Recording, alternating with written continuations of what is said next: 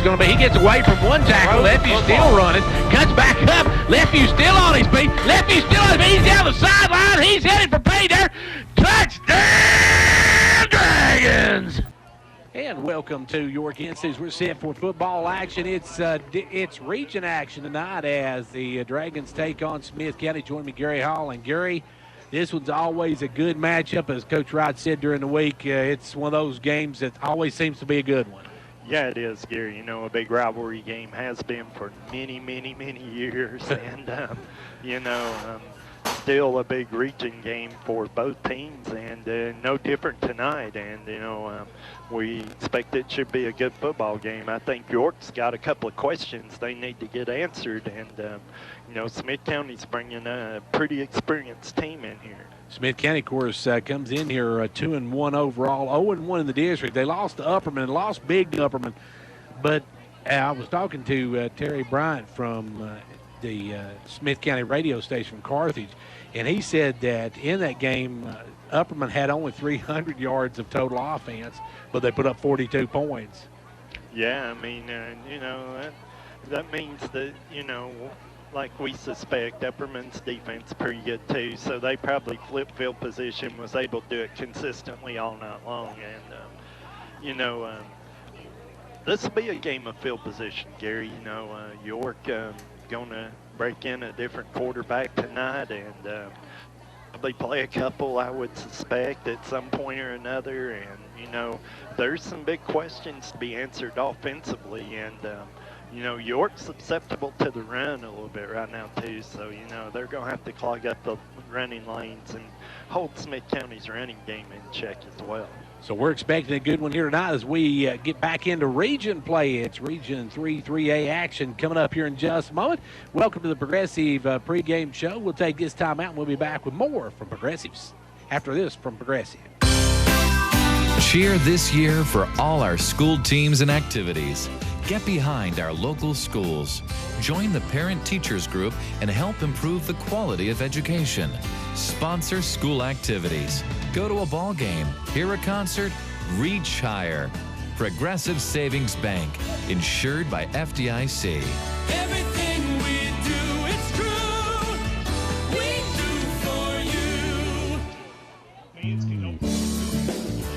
It's football time on the mountain. York Institute, we're getting ready for football action and Gary got the national anthem here in just a moment. And then after that, we'll have the scoreboard while they're doing the national anthem, since we can't pick it up in here because we're kind of soundproofed in here. Yeah, we are, and don't really have an outside mic that picks that up effectively. But, they do a good pregame here, Gary, with national anthem, have an invocation, and, teams run out. So, we're about ready for football, hopefully, in about 8 minutes. Yeah, we're getting ready for York and Smith County. This should be a good one as the two teams, both of them need a victory to keep in the hunt for one of those top spots in the district. Because 2 will get you in, but 3 will get you a home game, and that's what you want when it comes to playoff time. Yeah, it is, and it's big, if you win 3, it doesn't necessarily get you a playoff game, You really need to win 4 to get a home playoff game, and that means right now, you would think a region looks like it's going to be Upperman, it's going to be Sequatchie County, it's going to be York, and it's probably Smith County at this moment. Looks like the 4 teams that are probably in the 4 spots to get in the playoffs. It's just a matter of where you end up in the playoffs, but you definitely want to get that first game at home. It's always much easier to play that first one at home, so York would love to get game 1 of that playoffs. As we said, these two teams last year, it was York over Smith County, 38-12 last year. York is actually 7-10 since 2004. Smith County's kind of had the edge, but York's won the big games. I mean, the York a few years ago when they went on that run into the state tournament, won that game at the end of the ball game with a 2-point conversion, and sent Smith County home in the year Smith County thought they had a shot at it. Yeah, they did, York has probably had the upper hand lately, Gary, the last 3 or 4 years as well. So we're coming out here now as these two teams will get ready here in just a moment. We'll get ready for our national anthem here in just a second, as we will have our scoreboard coming up during the break. But we're going to take a quick time out now, and then we'll be back in just a moment with more from York Institute. Cheer this year for all our school teams and activities. Get behind our local schools. Join the parent teachers group and help improve the quality of education. Sponsor school activities. Go to a ball game, hear a concert, reach higher. Progressive Savings Bank, insured by FDIC. Everything we do, it's true. We do for you. The York Institute JROTC color guard.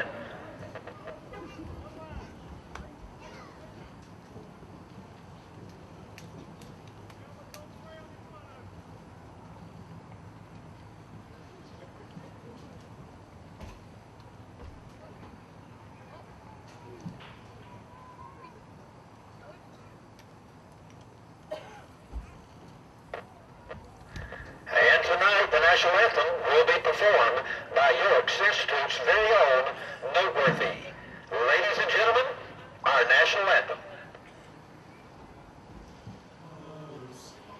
Can you see by the dawn's early light what so proudly we hailed at the twilight's last gleaming,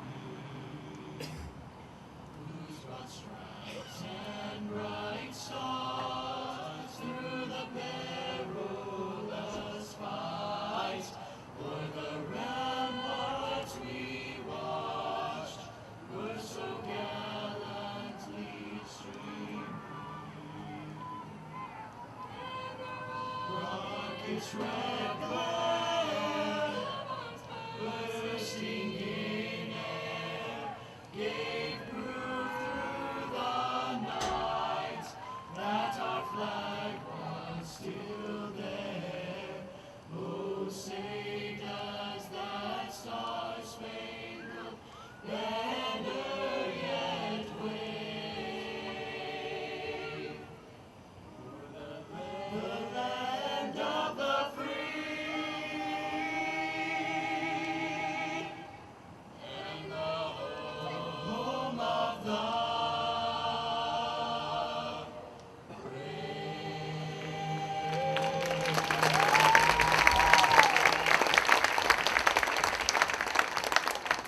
Performing our national anthem, and the color guard now leaving the floor, or leaving the field, I should say. We got. I'm already a season ahead. I'm already to either basketball or back to volleyball one, Gary. Of course, I did do a volleyball game last night. So, and you take a look at these two teams, Gary. Last year, of course, as we said, York won that one 38-12.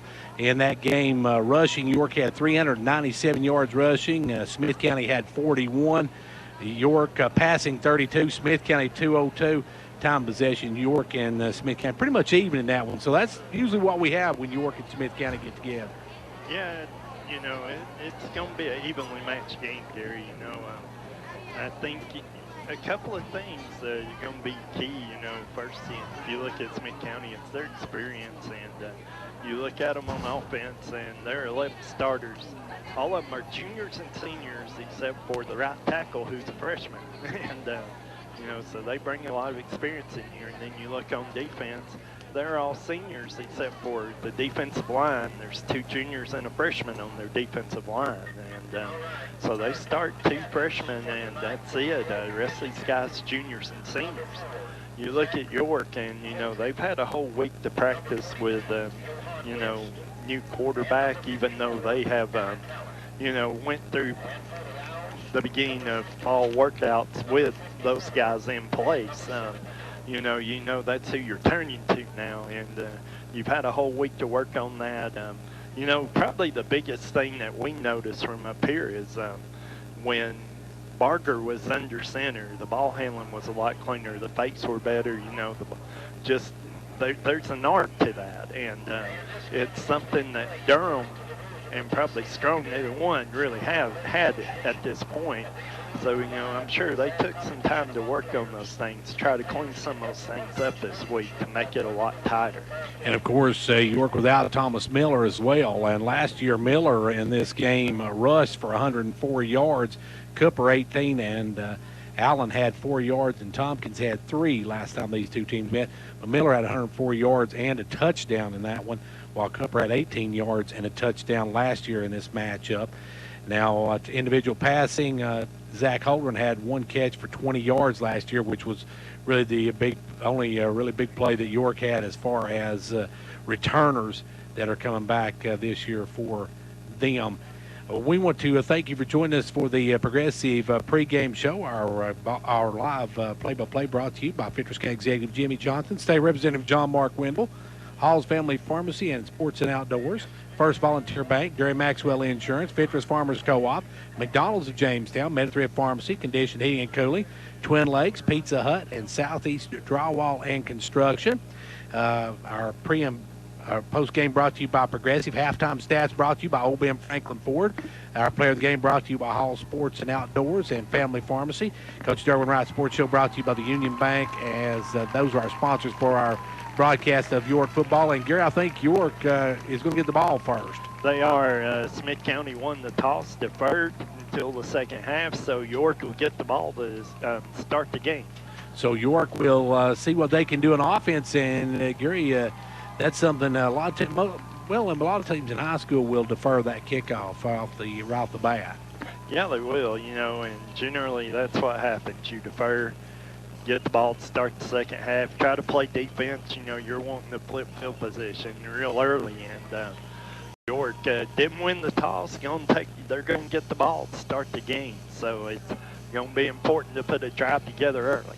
Now York, of course, coming in here against Smith County. Smith County's one loss was that one to Upperman, and they lost 42-0 in that one. But of course, I think Terry said they had a fumble on their first play of the ball game, and then Upperman scored off that. Scooped and took it down to inside the 5 and scored on the next play, so that got them behind the 8 ball early.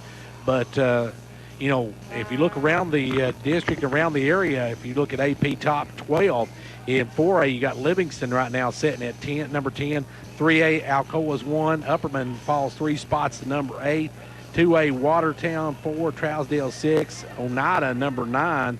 And they fell 1 spot after last week's loss to Greenback. You've got Clay County in single A at number 11, Monterey 12, and Coalfield at number 8. So there's some good teams right here. And York has 3 of those on their schedule this year.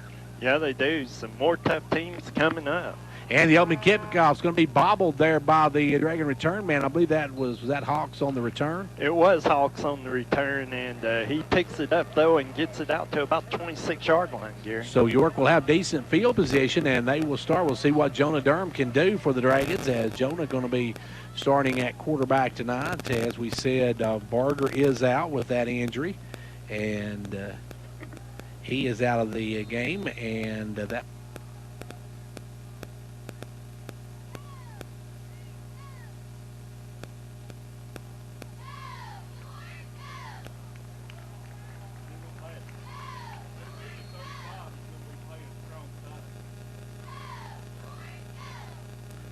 And we apologize. That had just a little bit of a miscue on that one, as we got Gary. What happened on that play? I was trying to get the computer back on the right spot. Well, the first handoff went to Zach Gibson. He runs it, off of the right guard, right tackle for about 5 yards. So it'll be 2nd and 5. So Durham will bring him up. Jonah under center. Got a man in motion, and he's going to. I believe he dropped it, Gary, and had to fall on it. He did. He fumbled the snap, had to fall on it, Gary, and no loss, really. They still mark it 31, but it's going to be 3rd down and 5. And, without Miller's a big loss. Miller's the speed guy, and, it's really going to fall on the Zach Gibsons and the Bean Coopers and, to make things happen for York out of the backfield tonight. This time they're going to give it to, I believe, to Castellon. Stacked up and driven back right at the 31-yard line, Gary. That was good defense by the Owls. Yeah, it was. They tried to trap and bring him off of the right halfback, and Smith County Haight defended well and no gains, so York going to have to kick it away. And Nathaniel will kick it away. Nathaniel Castellon will kick it away. And he's got back deep for the Owls, number 4, Jaden Apple Gibbs. And we remember him from last year. He's got a great, he's a good speed runner. And that one's going to take a hop, and a funny hop, but Apple Gibbs will pick it up, and he's not going to go much, as he maybe got a yard or two, Gary, and he was drilled there by the Dragons. Good coverage by number 35 for the Dragons. That is, let's see, that is Eli Kirby going down and making the stop. Yeah, Gibbs actually, that ball, low line drive kick, took a hop, Gary, and right to him. He caught it going full steam ahead, but really a nice job by Kirby and Tompkins to get down there and make a stop and hold him just to a couple of yards on the return. So here comes the Owls behind quarterback Cameron Spivey. He's a 5'9", 185-pound senior. They have 19 seniors on their roster this year, folks. That's a lot of seniors. As now York, they jump right off the bat, and they hard count him, Gary, and they got York to jump on it. Yeah, they did. So it'll be encroachment against the defense, and that'll give Smith County 5 yards, make it 1st and 5. One of them hallmark moments when you care to give enough to give the very best. You give them 5 freebie on the offside. So now it's going to be 1st and 5 for the Owls as Spivey takes a snap. Spivey going to keep it himself, takes it out to the left side, and he doesn't get much, Gary, before he's wrapped up right then. Yeah, he may got a yard, maybe a yard and a half on that, Gary. So, really about 1 yard. So it'll be 2nd and 4 for Smith County. Strong come up, made the hit on that one, got the player down, and now it's spread out for the Owls. They've got 2 to the right, 2 to the left.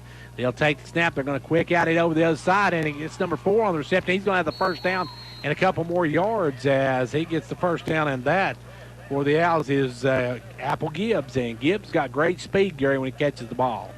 Yeah, he does, and they just got a little sideline throw out there. Spivey put around the numbers, and they had the block and got about 7 yards out of it, Gary. And they're going no huddle as York jumps again as the Dragons giving them another 5 yards, Gary, and that, I believe, was Stockton coming across a little too early. Yeah, he's hitting himself on the helmet there because, he knew it. Mental mistake, and they're listening, they're not watching, and you're trying to get a little bit of a jump, and Smith County's picked this up somewhere because they have been able to effectively do that twice. And that is, and they're going on the no-huddle quick offense. They're going to give York time to catch their breath at all as Spivey in the shotgun. York almost jumped again on the hard count. Yeah, they're hard counting, and they're backing out to see if they're going to change the play, and York's jumping about every time. They'll give it over the right side this time to number 3. That's John Ross Horde as Horde picks up the carry. He's a 6', 193-pound senior as well, Gary, and he's got the first down and a couple more yards. Yeah, good hard run, off of the right side, about 7 yards on that one, Gary. York's got to stay in control here as they can't jump. There, Spivey gave the hard count again. This time York's a little more disciplined, didn't jump on it. As Spivey back in the shotgun, he's got Horde back there with him. 3 to the right, 1 to the left. As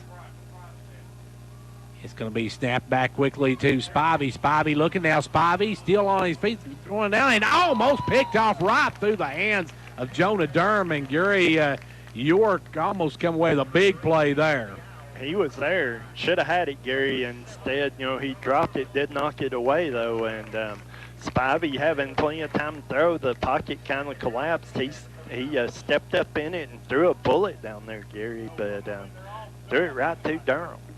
And Durham almost had that one picked up. Now, that's something York is missing from not having Dalton Barger as well. Barger, their safety, he had an outstanding game last time. York almost jumped again, Gary. As York almost went off sides again, but got back. So it's going to be Spivey with a 2nd and 10. And they'll drive back. They're going to quick out this time to Gibbs again. And Gibbs is going to be whacked, but he's going to pick up a good 8, Gary, and make it 3rd and short. Yeah, got that little out pattern out there on the sideline. able to turn it by and make Zach Gibson miss, but Gibson caught up to him and Isaiah Strong on the tackle there. So now Spivey back in the shotgun again. He's got 3 to the right. He's going to hand it off to Horde this time. Horde's going to try to cut back in, but Horde's not going to get the first down, but it's going to be 4th and really short, Gary, and this is definitely 4-down territory for the Owls. They're marking it about the 31-yard line, 30.5. It's 2.5 yards, Gary, so it's 4th down. It's 4-down territory, so they're going on what's essentially 4th down and 3 here. Well, you punt from here, Gary, you're most likely going to put it in the end zone, and it's going to be come back out to the 20, so it's not going to do much good. Now, this time the Owls jump, Gary. That's time the far side big number 6 for the Owls. And that is, let me see if I can find number 6 on my roster, is Williams. Kobe Williams jumped off sides. Yeah, clearly jumped off sides. Big break for York. You would think it's going to be 4th down and 8 now. So now York needs to get off the field. They need to stop right here. Watch for Spivey. Spivey can run as well. That's the thing about Spivey. When you get too much rush on him, if he gets through that first line, he can take off. Smith County in 3 wides with a back, and they've got a guy coming on late here, so. And they're going to take a timeout. Yeah, they're going to have to take a timeout. The Smith County Owls take a timeout. We are 7:28 to go in the first quarter. Scoreless in this one. Managing your medications has never been easier. With Meta3 Pharmacy's MedPack, your medications come organized by date and time, securely sealed in individual, easy open packages. So when it's time to take your next dose, you just tear the package off the roll and your pills are there. That's all there is to it. No bottles, no bother. For more information, call us at 879-8133. Gary, Smith County that time dodged the bullet. They almost got a delay a game, and that would have really been tough for them. It would have been 4th and about a dozen. Yeah, it would have, and they got 7 or 8 yards in the play. They hadn't really got any more than that, Gary. So 4th and 8 here makes you wonder if they're looking at a little different play, going something a little different here, trying to make sure they get the first down. They pulled the person that jumped and didn't put anybody in to replace him, had to take a timeout. Now they get back to Spivey. Spivey get a big rush, and Spivey's going to get sacked all the way back to the 44-yard line. And coming in there, big number 48 for the Dragons on the hit. That is Austin Cooper. And Gary Austin come through and got him. And not only did York get the ball now, but they got about 10 yards on it. Yeah, all the way out to 44. Edward Stockton needs to get some credit for that sack, too. He actually had the initial rush and actually scooted Spivey up in the pocket to where, then actually where Cooper could come in and finish it off. So now York gets the football, and after the defensive stop, now York's got a guy coming in late. That was Crownover running on. And it's going to be under center goes Durham. Durham going to hand it off this time. And left side goes Castellon, and Castellon's going to pick up maybe a couple, Gary. And it's tough sledding in there for the Dragons. But now we do know if when it comes to quarterbacks, Durham's got a good arm. He can throw the ball. He can. Let's give him about 3 on that one, so it'll be 2nd and 7. And now coming on is Zach Holdren. And Holdren will come in at the tight end spot as we've got Cooper in the backfield. You've got Gibson and Castellon at the wings. Under center, they'll hand it off to Gibson. This time, right side, Gibson going to cut back inside. And he's going to get about 5, Gary, but if he'd have bounced that outside, he had a whole lot of room on the outside. Yeah, but you still got to be impressed with the way Zach's running the football. Running it hard in between the guard and the tackle, and a nice little 5-yard gain there, and it's 3rd and very manageable here for York. On that one, it looked like, though, that Smith County brought everybody in, and that outside lane was wide open if he'd have bounced it to the outside. We'll see what they do now. It's going to be 3rd and about 2 for the Dragons just inside Owl territory as they'll hand it off to Gibson. Gibson up the middle. Gibson gets through and gets to the front line and gets to the 43 before he's knocked down. 1st and 10 Dragons. Nice run. Had open field. One guy to beat. Zeke Dillon able to bring him down, Gary, but not before he moves it to the 43-yard line, and York got a first down. 1st and 10 for the Dragons now at the 43 of the Owls. As York able to hold the Owls, now the York Dragons trying to move and put points on the board.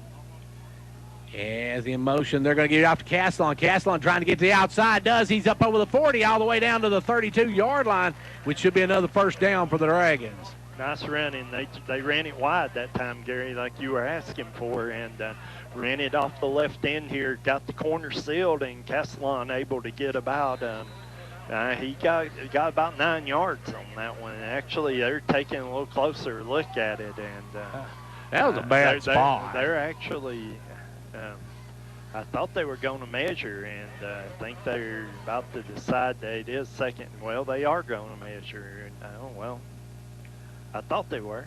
I don't know what they're going to. Yeah, they're going to measure it, but I thought that was an awfully bad spot. I thought you were supposed to go horizontally, not vertically when you're. Well, it clearly looked short. Looking at it across the field. I'm not sure why they're measuring this, but they are, and it's a good football short anyhow. Yeah. So it's going to be a little short, and that's going to be first and 10 or second and about a foot for the first down, Gary. About a football length. You called it about a football length. Well, this is a good play, good opportunity here for York. Not first down. You got second and very short, and you always put wrinkles in, and this is maybe the time you pull one of those out, and we'll see what York does here. York likes to throw to Toman here. Yeah, you probably got some passing play sprinkled in, some special stuff, and see if York elects to do that here. And York has got Thaddeus Toman out over here to the left side. Durham waiting. He's looking over at the sideline, and now they're going to tell him to start, and Durham gets under center. He's got a man in motion. Gives it off to Gibson. Gibson going to be stacked up, but he probably got enough for the first down, Gary. It looked like he should have got enough to move the chains, so first down. So it'll be first and 10 York. First and 10 for the Dragons as they sit at the 31-yard line. We got 5:15 left to go here in the first quarter, in a scoreless first quarter. Nice drive by York here. Put a couple of first downs together, ran off. This will be at least the 7th play of the drive. I think it is 7th play, and, being very methodical, using the clock. This is York football at its best right now, Gary. And you got Johan West in over on the right wing. You got Castellon on the left wing. You got Cooper at the fullback position. They're going to give Castellon. Castellon trying to bounce outside. Now cuts back inside, and he's going to rumble for about a nickel's worth of it, and that's always good when you get 5 on that first play. Yeah, it is, and, Castellon running wide again. Probably a smart move by him. I'm not positive where that ball is supposed to have been turned up the field, but he saw a little bit of daylight and decided to take it and got about 5 yards out of it. So Gibson will check back in now for West. 2nd and 5 for the Dragons. They're sitting at the 28 of the Owls. We've got 4:13 left to go here in the first scoreless quarter. As Durham going to hand it out this time to Castellon, Gary, and they were waiting on him. He's tripped up. He gets maybe a yard at most. Yeah, maybe got a couple out of that, but Gary, there we saw that wasn't clean ball handling. Durham kind of fumbled that snap a little bit, fumbled the handoff getting it to Castellon, and that kind of, when you do that, that disrupts the timing of the play, and it kind of blew that up before the ball was ever exchanged to Castellon's hands, and not an opportunity to get much out of that one. It'll be 3rd and 2. 3.5 minutes to go here in the first quarter. York with the football, marching now. They stopped the Owls earlier. And now got a man in motion. They're going to hand off up the middle to Cooper, and Cooper goes straight ahead, Gary, and I don't think he got enough for the first down. It's going to be really close. Actually, they're marking that about the 21-yard line, and if they do, that's a first down. They say a first down. They're moving the chain. Yeah, and, that was some good blocking in there. Bailey Hahn, Edward Stockton, Zach Strong in there, controlling the middle of that line, opening a big enough gap that Cooper could run through it for a first down. So 1st and 10 now for the Dragons. They're at the 21-yard line trying to get into the red zone. As Durham takes the snap, hands it off this time to Castellon. He'll cut back inside and get a couple of yards, maybe about 4 on it. He got a good run for that first carry, and with this wing tee, if you can get 3 or 4 yards on that first carry, you're doing good. Yeah, you are, and Give him 4 on that one. It'll be 2nd down 6. Good hard running. I like the way the York backs are running tonight, Gary. They're looking, they're finding the hole, and they're running to it. And you know, that's York football. You got to run hard to the hole. The block's got to be there, and then you got to run through it. And they're doing a good job of it. This time they're going to give it off to Johan West. He bounces off a player, tries to get outside, and that's going to be wrestled down, Gary. But we got a flag before the play ever started. Yeah, and that they didn't blow that dead. It's got to be, you know, you got to think defensive offsides here, something along those lines. It could be a legal formation for York. I think maybe a legal shift. We'll see. But one of the two. And yeah, it's an illegal shift. So that'll back it up about 5 yards. But that play just never formed, Gary. You know, Johan took that ball and run around the right end and looked in and then tried to bounce it out because he didn't think the hole was there. And Smith County able to string it out to the sideline, and they couldn't get anything going on that one, couldn't get anything out of it. Crownover's going to come back in. Gibson's going to come back in. West will come out, and Holdren will come out. Actually, I think Smith County refused that penalty. No, they backed it up. Yeah. It's going to be 2nd and 11. Okay, so it's 2nd and 11 on the 17 or the 22-yard. So now York back out of the red zone. They were in it barely, and now they are out of the red zone. They got a man in motion. They're going to hand it off to Castellon. Castellon banging a straight ahead. Good hard running by Castellon. Yeah, you got to like that if you're Coach Derwin Wright, and you know, that's going to move it down to about the 15-yard line, and that'll be a gain of about 7, so it'll be 3rd and 4. Yeah, and it's 4-down territory in this area, Gary, because you're not going to kick the field goal. So for York, this is two attempts to get 5 yards. Yeah, you know, you think you're going to line up here, and York doing a good job moving the football, Gary. You know, 4 yards. I'm sure they've got a play for that. So they'll take the snap, hand it off to Castellon. Castellon trying to get outside, and doesn't get much out there, Gary, if he got any at all. No, that play was actually chased down from behind by the defensive end, DJ Burke, number 35. He had good speed, Gary. He ran that down and actually made that tackle from behind. So it's 4th down and still 4 to go for the Dragons. They need a first down here to keep this drive alive. They need to get about to the 10-yard line. Yes, so they're going to come up here to go for it. 4th and 3 from the 14, Gary. As up will come Durham under center. Takes the snap, hands it off to Big Ben underneath, and actually he kept that and he got leveled. Yeah, he did. Only got about a yard out of it, so York will turn it over on down. So both teams stiffen on 4th down and stop the other, and we got 27.6 seconds to go, and the Owls take over deep in their own territory, Gary. Yeah, you know, York with a big long drive, but they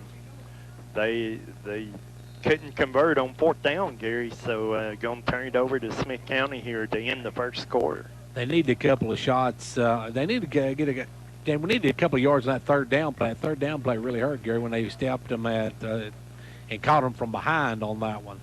Yeah, it did. You know, they tried to run that wide play, and it did get chased down from the backside. Now here, the Owls will come up deep in their own territory. They're going to hand it off to Horde up the middle, and Horde gets a few yards before he's drugged down. He probably got about 5 on the carry, or 4 on the carry, Gary. Actually moved it out to the 19-yard line, so it'll be half of it. Be 2nd down 5, and I don't know. They're going to try to get another play in for the quarter's over, Gary. Because we're down to 7 seconds. I don't think they'll get another play, and I believe they're going to let it go to the end of the quarter. So we're at the end of 1. Ain't nothing settled here. We're still at nothing after 1.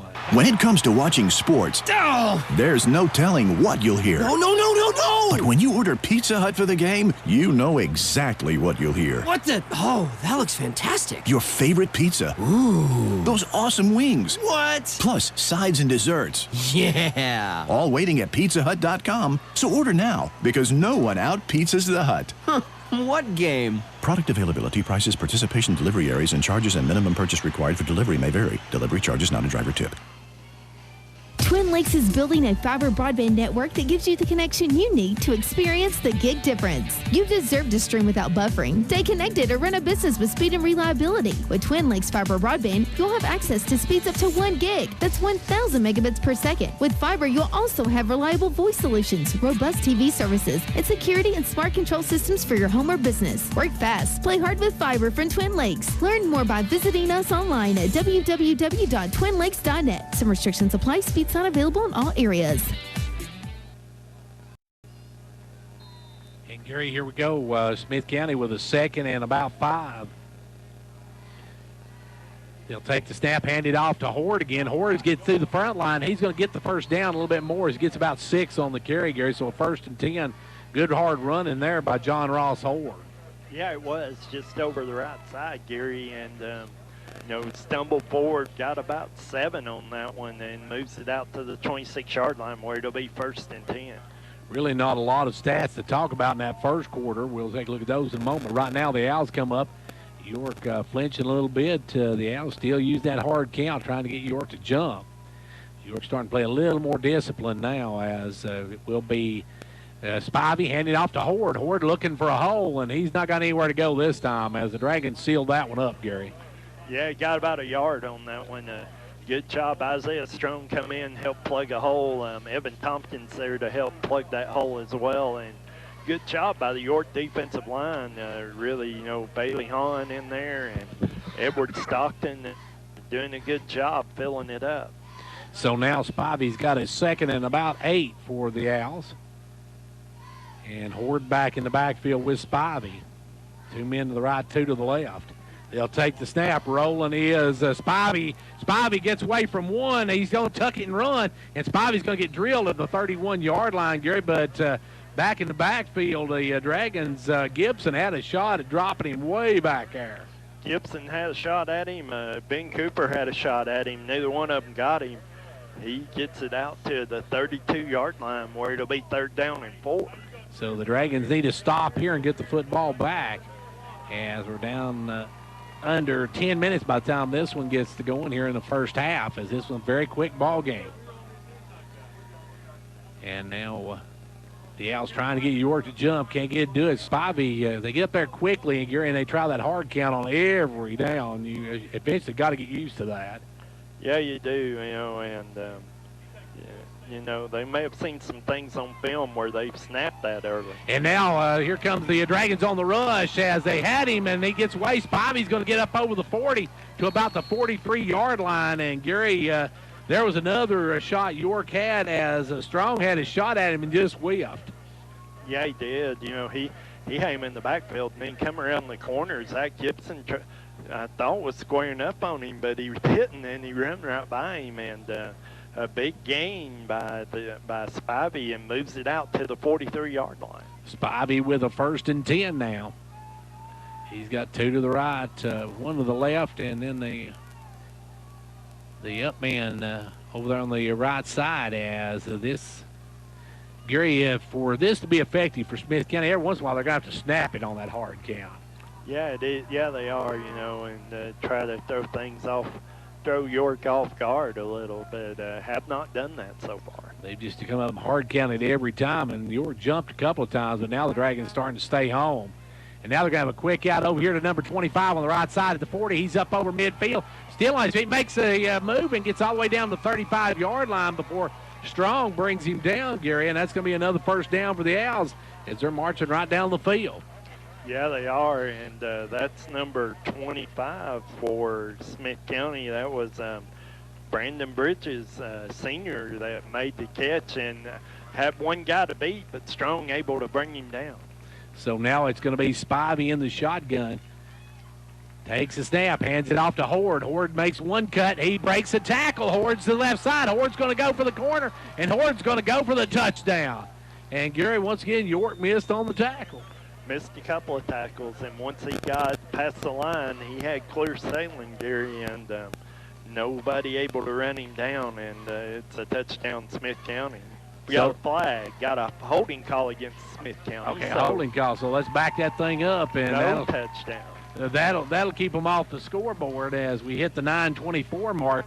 It'll be marked off, and York gets a great big break there, Gary. Well, maybe that's why he had such a big running lane through there, Gary. You know, York had a couple of defenders down there, and neither one of them could seem to get to him. So instead, you know, it will be first down, but it'll take away the touchdown.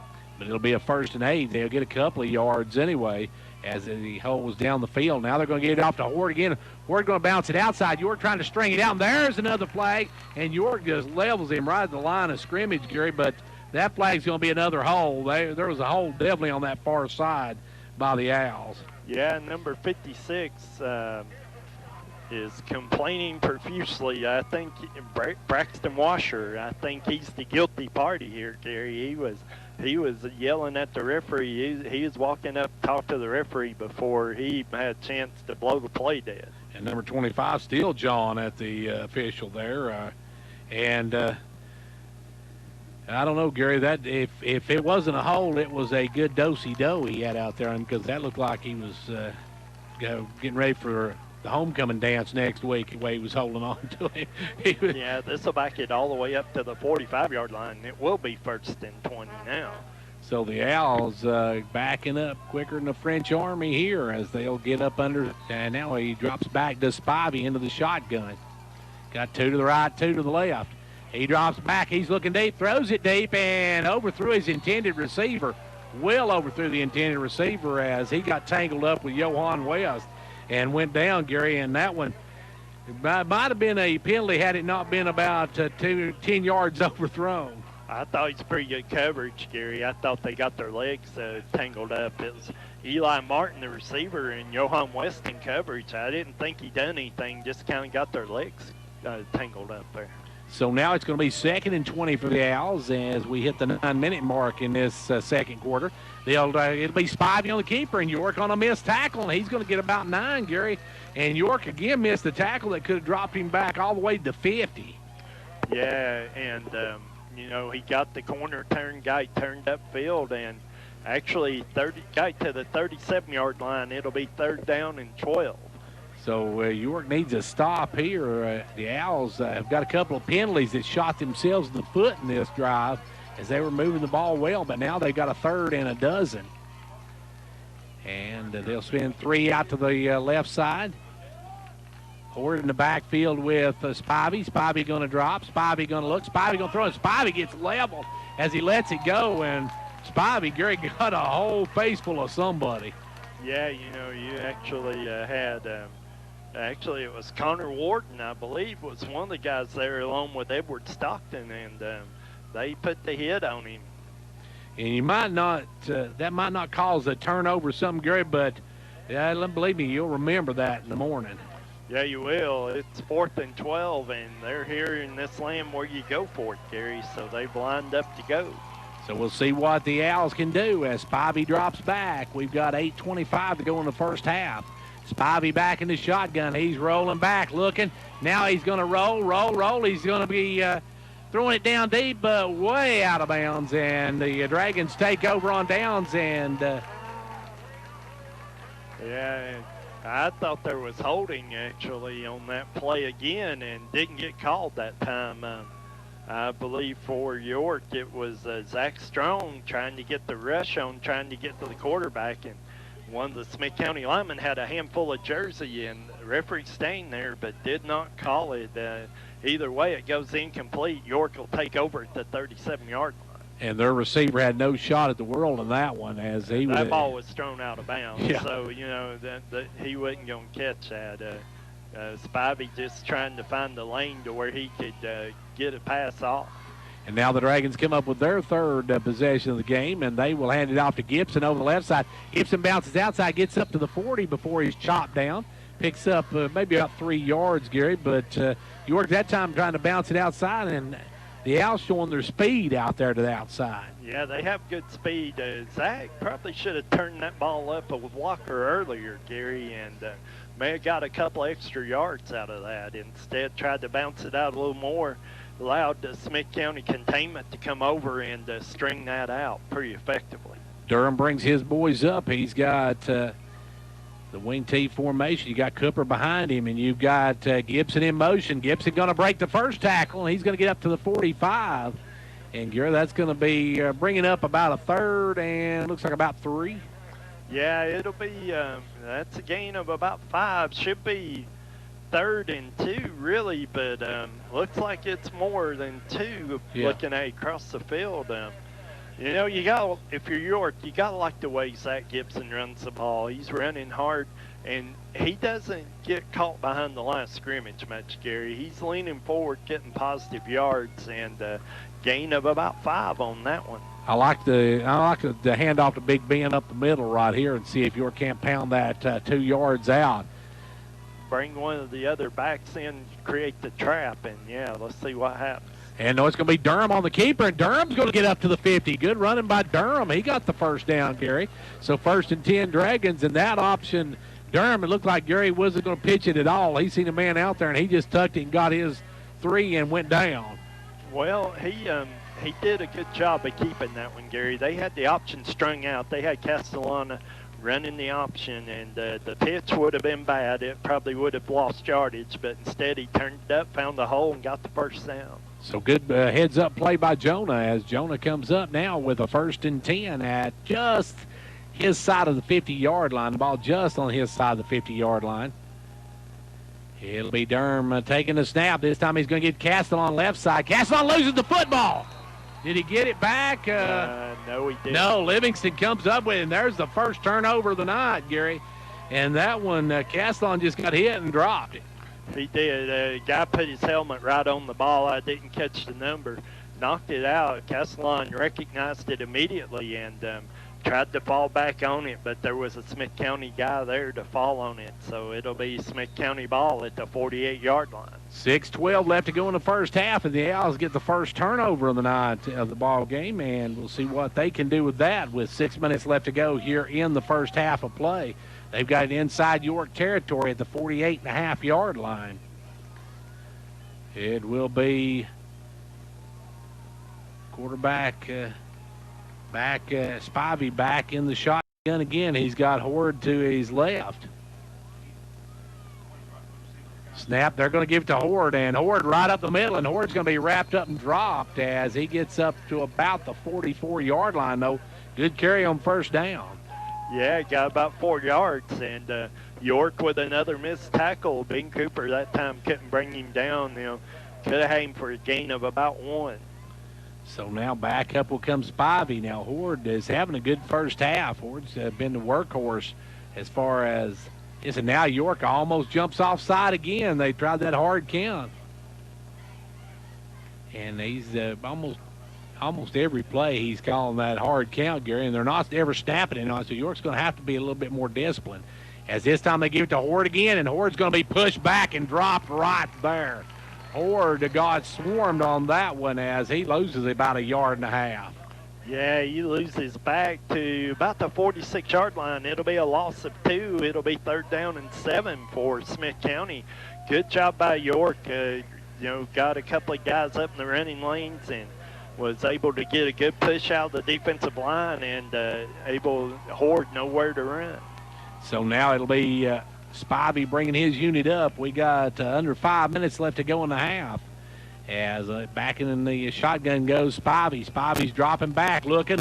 Now he's going to get rushed. He gets away from the rush again, and he's going to carry it out, and he's going to be ran out of bounds, Gary, but that time York just overran him.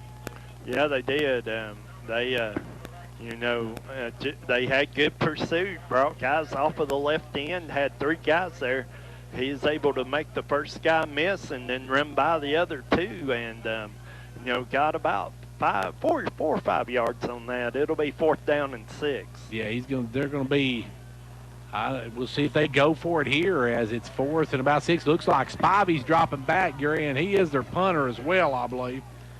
No, Eli Martin is their normal punter, number 7. Is that who's back there, number 2? No, it's Bobby, and he's the backup punter, though, and he's going to kick it here. And that one just trying to make York think about it. Now York drops the ball on the return. It's Hawks, and Hawks is going to be dropped, Gary, as Hawks bobbled the ball, and that allowed the Owls to drop him about the 11-yard line. Yeah, and, I'm not so sure he didn't call for a fair catch there, Gary, as well. He had his hand up, and the referee didn't call it or see it, and bobbled the ball, able to get on it, though, and not much running room. And actually, it's going to be spotted about the 14-yard line. Gary, if at that situation where Wyatt caught the ball, would it have been better maybe to have just let it go and see if it went in the end zone?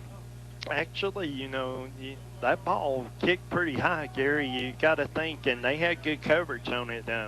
You got to come up and catch that ball, whether you fair catch it or whatever, and Hawks got to make those catches. And now it's going to be the Dragons. Durham looking. He's going to throw. He's got a man out there wide open. Castellon to 20. Castellon's going to get up to the 26-yard line, and there's what we said about Jonah Durham, Gary. He's got a good arm. He does, and that was a great throw right on the money to was that Castellon? Castellon on the catch. Castellon on the catch, and a nice play by him. Took a big hit from number 35. That was DJ Burke, and able to get that pass off, though, and complete it right on the money. Nice pass, nice catch. York moving it out to about the 27-yard line. So Durham will come up now with a 1st and 10. Got some breathing room from the end zone as he takes the snap, hands it off up the middle of Big Ben, and he'll go straight ahead for a couple of yards, and that's going to bring up a 2nd and about, looks like where they're going to mark it about 7 for the Dragons. He got about 4 on that, so it'll be 2nd down, probably 6 here, and good hard run up the middle. So York, Gary, a big play. We've been wondering how long it'd be before Durham tried to throw the ball because we know he's got a good arm. And that was a bullet he threw to Castellon on the run. So now Durham under center, takes the snap, hands it off left side to Castellon, and he's going to go forward to about the 37-yard line. Going to bring up a 3rd down and manageable. Good hard run. He had number 6, Kobe Williams, a hold of him the whole time. Drug him about 4 yards on that one, Gary. So good hard run by Castellon. Going to make this about a 1.5 yards, 2 yards here on 3rd down. And Williams is a 6'4", 175-pound senior. It's tough to carry a 175-pound senior around on your back. It is. We've got a stoppage of some sort here. The clock stopped, 3:34. The referee's going to put it in play. No score yet on the scoreboard as both teams move the ball, but have turned it over on downs as they get it down in the other team's territory. So we'll see what the Dragons do here. Headed toward halftime of this one. Got 3:19 left to go in the half. Durham under center. Got a man in motion. Gives it up to Big Ben. No, he's going to pitch it last second to Gibson. Gibson down the sideline is going to step out of bounds at about the 45. But that's plenty enough for the 1st down, Gary, and keeps the drive alive. And got out of bounds as well. Should stop the clock. Yeah, it should. It'll move the chains. Nice run. Nice. That was some good ball handling there, Gary. Actually, you thought the ball was going to Cooper up the gut, and Durham pulls it out. Instead, makes the flip to Gibson, running around the right end here, and he gets about 7.5, 8 yards out of that. Yeah, he faked me out. I'll never play the shell game, folks, because he definitely had me. I thought he handed it off Cooper up the gut. And now in under center goes Durham.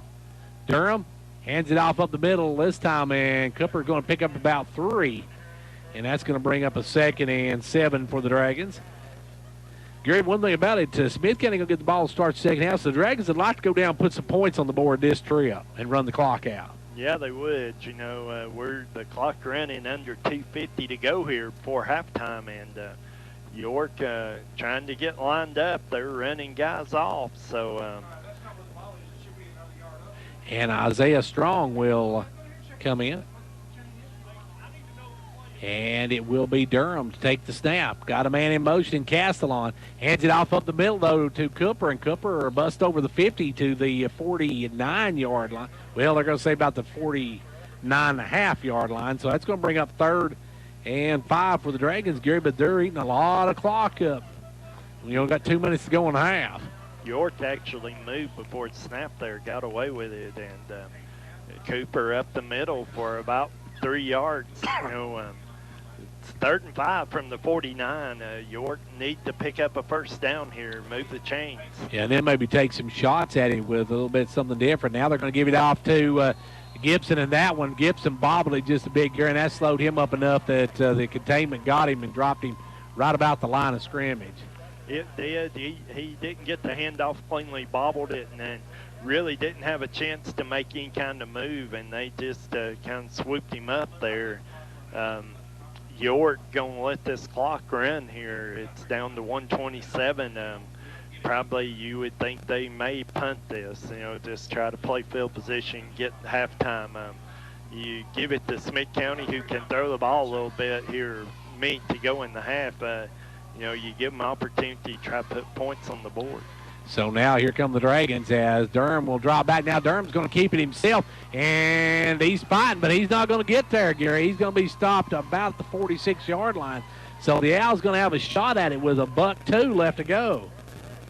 Yeah, he dropped back like he was going to pass and actually took off on it. It looked like more, I'm not sure it was a design drum because he ran right into 4 white jerseys, but he took off running around the left end and fought hard, carrying a couple of those guys for a yard or 2, but couldn't get all 4 of them. Now the Owls have got all their timeouts. Well, they used 1 timeout, I believe, here in the first half, didn't they? Earlier. Yeah, they did. So they've got a couple of timeouts and 62 seconds to get 53 yards. So we'll see what they can do here.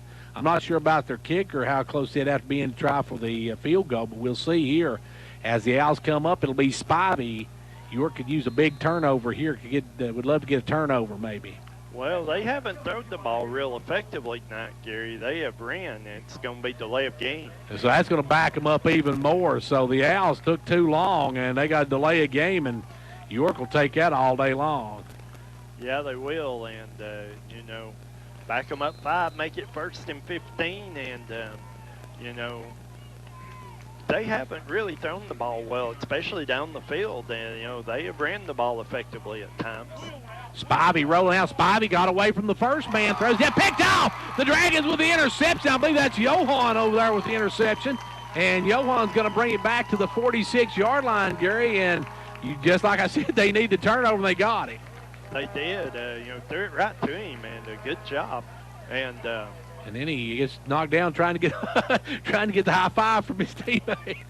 Yeah, I didn't know if he got knocked down by his teammate or what. I missed that. He's just laying on the 50-yard line out there. But they jumped for the bump, knocked him down. Nice play by Johan, and York going to take over here. 53.5 seconds to go. They're at the 47-yard line. All 3 timeouts. Yeah, all 3 timeouts. See what York can do with this. So up come the Dragons. They got a man in motion in Castellon. It'll be Durham, and Durham's going to be rolling out. Durham tried to get rid of it, but had to tuck it and take it. And Gary, he's dropped all the way back to the 43-yard line. That may be the last play of the quarter. Actually, it won't be the last play, but York's going to play deliberate here. And that ball was dropped on the snap, Gary.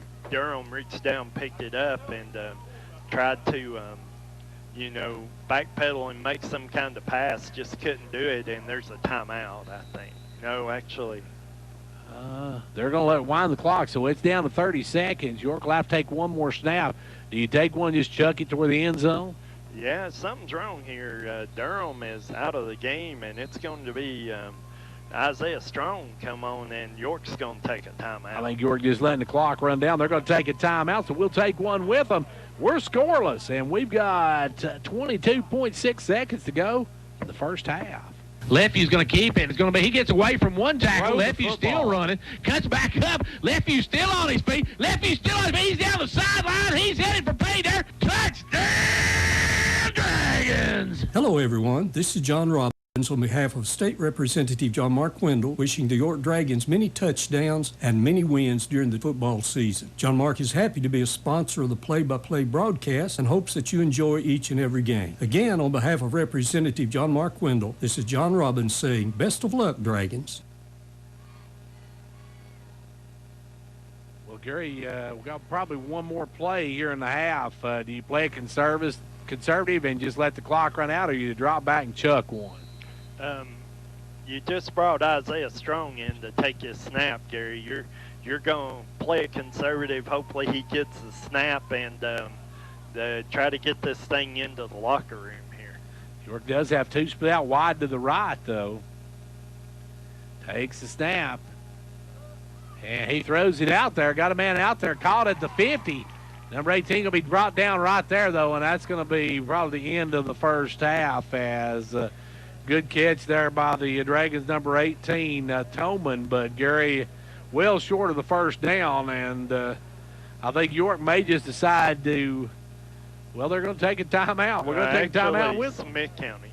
So the Owls take a timeout. We got 12 seconds left to go in the half. It's still scoreless here at York. At Hall Family Pharmacy, we are breaking the chain of large chain pharmacies. With our new local low-cost prescription program, this hometown pharmacy is meeting and beating chain pharmacy prices. We are excited to offer a full list of generic prescriptions starting as low as $3. To see if your prescription is offered at these new low costs, check the list on our website, hallfamilypharmacy.com, or give us a call today at either Hall Family Pharmacy location. Hall Family Pharmacy, breaking the chain of national chain pharmacies.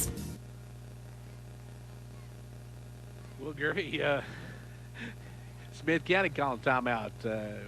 You think they think maybe they can make a defensive play here on something that York might throw something up they can come away with? Well, I think if you're York here, you really want to run a play. Durham's back in at quarterback. I'm sure he lost his helmet, probably had to come out for a play, but York going to try to run this time off here without having to either kick the ball away or give Smith County a chance to put their hands on it. So now we'll wait and see. Going to be an official timeout. Oh, actually going to be something against York. I'm not sure if he called illegal substitution or what, but Holgren came off the field and they penalized them 5 yards. They had one too many players on the field. There was 12 players on the field. So they had 12 on the field, 5-yard penalty, and Holgren goes running off, and York's got it 3rd and 19. And now Durham drops it again. Durham's rolling out. He's going to throw one out. He got a man down there. Oh, it was right through the hands of the intended receiver, Gibson, at the 40-yard line, but Gibson took a shot, Gary. But more importantly, that stops the clock now. It does. That was a great throw right on the money. Gibson was open. A good job to close the gap by Eli Martin. Hit him just as the ball came there. Looked like a good play, Gary, and Gibson couldn't hang on to it with the while absorbing the hit. So 4th and 14 from the 43-yard line, and 7.3 seconds. York going to try to run this off if they can. And try to run that last 7 seconds out, Gary. That's rather than punt it to Applegate or Apple Gibbs. Actually, they're going to punt now. They are back in punt formation, and maybe you kick this out of bounds or something. Even if it doesn't take up all the time, you don't give him a chance to make a return, and it's going to be delay of game against York as well. That'll back him up another 5 yards. You got Spivey drop back. Usually it's Apple Gibbs, and you got to watch out for Apple Gibbs. He can break one in a heartbeat. Spivey will be back though this time. I think he's just more or less playing center field though, as we've got 7.3 seconds to go. Snap is back. Good snap. Good punt and a drill. That one's going to go over to the side. That one's going to hit, and York should just not touch it until the time runs out, and they are not going to. That'll be the end of the first half. We're scoreless here at York Institute.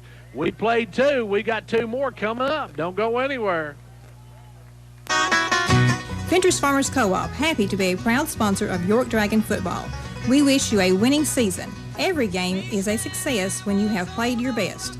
Ventures Farmers Co-op, bringing you quality products from feed, seed, and fertilizer to automotive, to animal health and pet products, to gas, diesel, and propane, to clothing and boots for the family and a gift shop.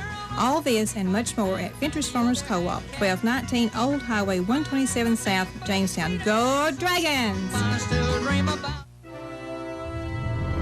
Quality workmanship and exceptional customer service have defined Southeastern Drywall and Construction of Jamestown. From custom-built homes, residential construction, remodeling to commercial construction, Southeastern Drywall and Construction is dedicated to providing the best quality at reasonable prices. We're also looking for good carpenters. Call Southeastern Drywall and Construction at 931-267-5435. A proud supporter of sports and education in our area.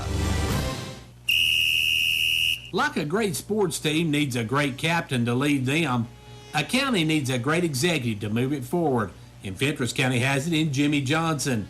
Jimmy believes in this county and its endless possibilities. So for great sports and a great county, be like County Executive Jimmy Johnson and back Fentress County all the way.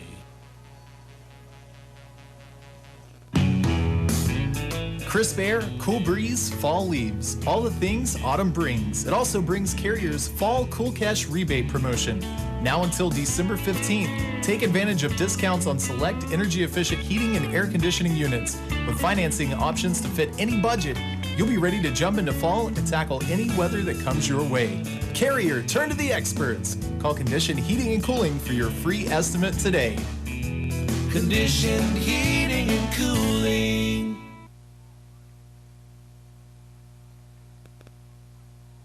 Back here at York, Kansas City. We're at halftime of this one, and at the half, the Dragons and the Owls, they're scoreless. It's a defensive battle so far. We'll be back with our Old Ben Franklin Ford halftime stats here in just a moment.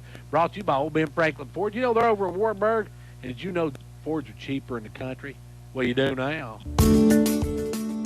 Hello, everyone. This is Bruce Babb, GM of Old Ben Franklin Ford in Wartburg, Tennessee. We all know it's football time, and we would like to kick off the season with 6 reasons to purchase a vehicle from Old Ben Franklin Ford. 1, interest rates are low. We have rates as low as 0%. 2, factory incentives on new vehicles are at an all-time high. 3, we have a great selection of new and pre-owned cars, trucks, and SUVs. 4, we say yes when others say no. 5, the highest amount is given for your trade. 6, great service after the sale. And now for the extra point, let's go for 2. Buy any new car, truck, or SUV and receive 2 years worth of free maintenance. Let us show you why our customer satisfaction is in the top 2%. Call or visit us today, 1-877-NEW-FORD. Visit us online at oldbenfranklinford.com. Folks, remember, Fords are cheaper out in the country.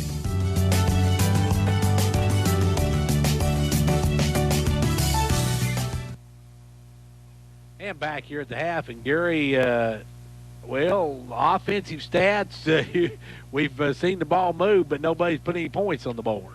No, they haven't. And looking at the stats, York with 6 first downs in the first half, 27 carries, 78 yards, 2 of 3 through the air for 19 yards. They've had 30 plays for 97 yards. Smith County, 5 first downs, 14 carries, 52 yards, 3 of 8 through the air for 34 yards and 1 interception. They've ran 22 plays for 86 yards. Looking at other stats here in the first half, they've been 9 penalties in the first half. Gary, 4 against Smith County for 32 yards, 5 against York for 25 yards. York almost doubling the time of possession. They're 15-20 to 8-40. Individually for York, rushing, it'll be Nathaniel Castellon, 10 carries, 36 yards. Zach Gibson, 8 for 34. Ben Cooper, 4 for 13. And Jonah Durham, 5 for -5. Passing, it's Durham, 1 of 2 for 14 yards. Isaiah Strong, 1 of 1 for 5 yards. Nathaniel Castellon with 1 catch for 14.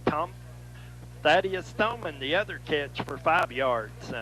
For Smith County, it's John Ross Horde, 8 carries, 34 yards.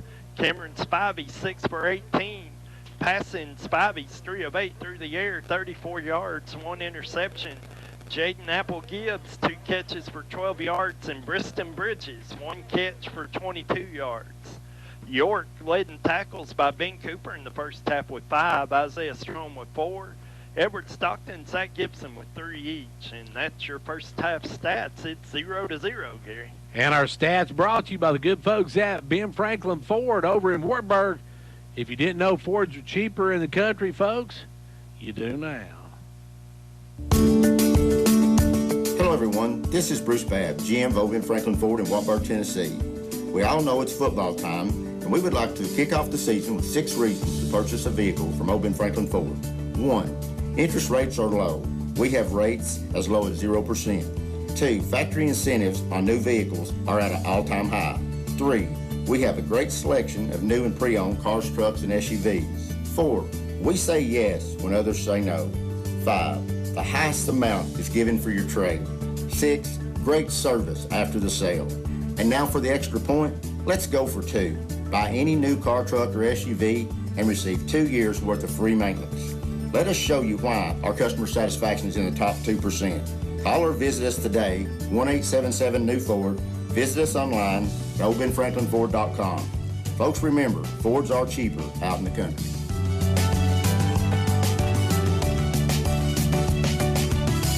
And back here at halftime where York and Smith County scoreless at the half. Don't forget now, next week is homecoming, Gary, and York's going to have a big party out here on Thursday at the practice field. They'll have Ira Dean from Trick Pony will be there. They're going to have ribs, chicken, a lot of good food. Always a lot of fun out here on homecoming week. Well, homecoming's a big time, and it's just remembering, from our own school days, that those kind of times are special and important, and there will be activities going on all week, and of course that and the bonfire on Thursday will be a big deal, and then White County comes rolling in here on Friday night for homecoming.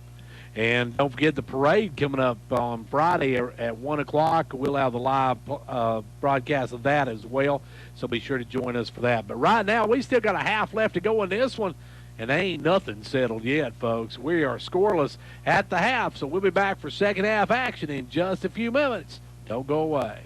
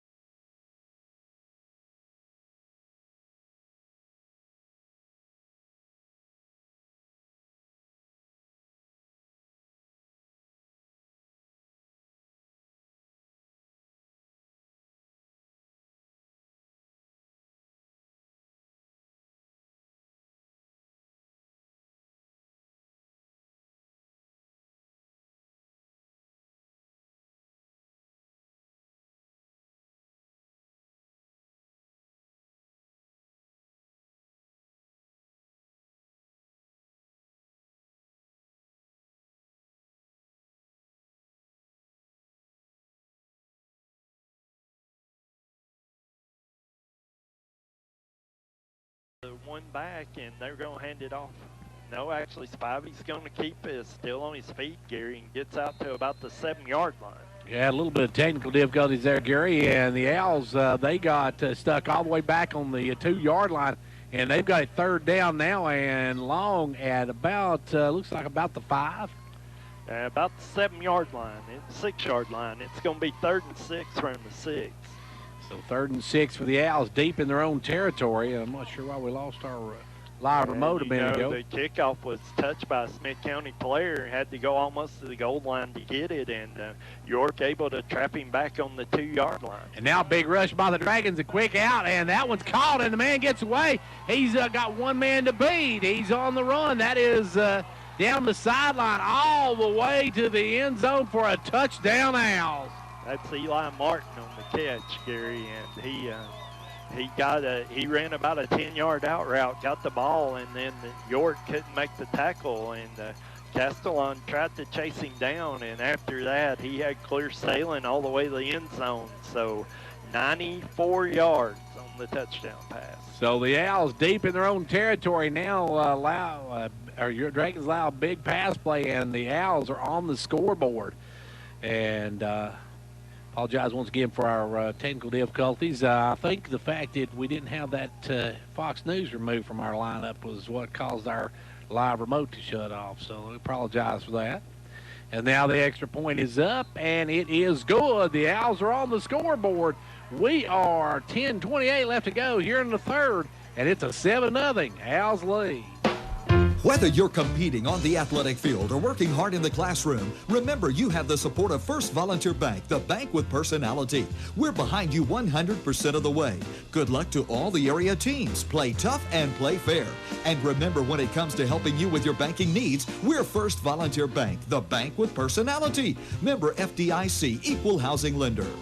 And now over and over, it's First Volunteer for you.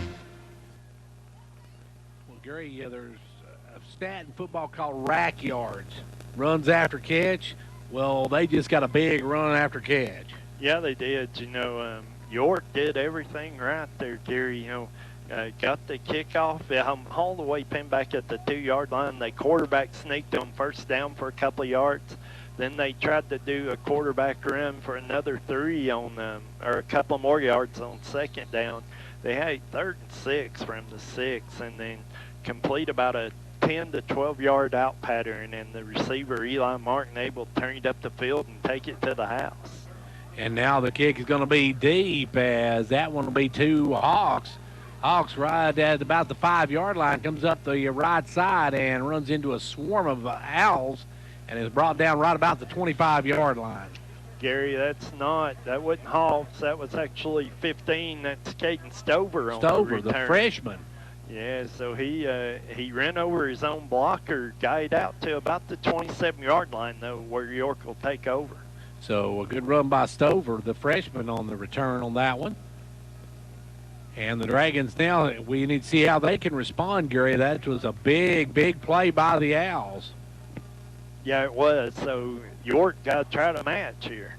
So up will come Durham. Durham under center.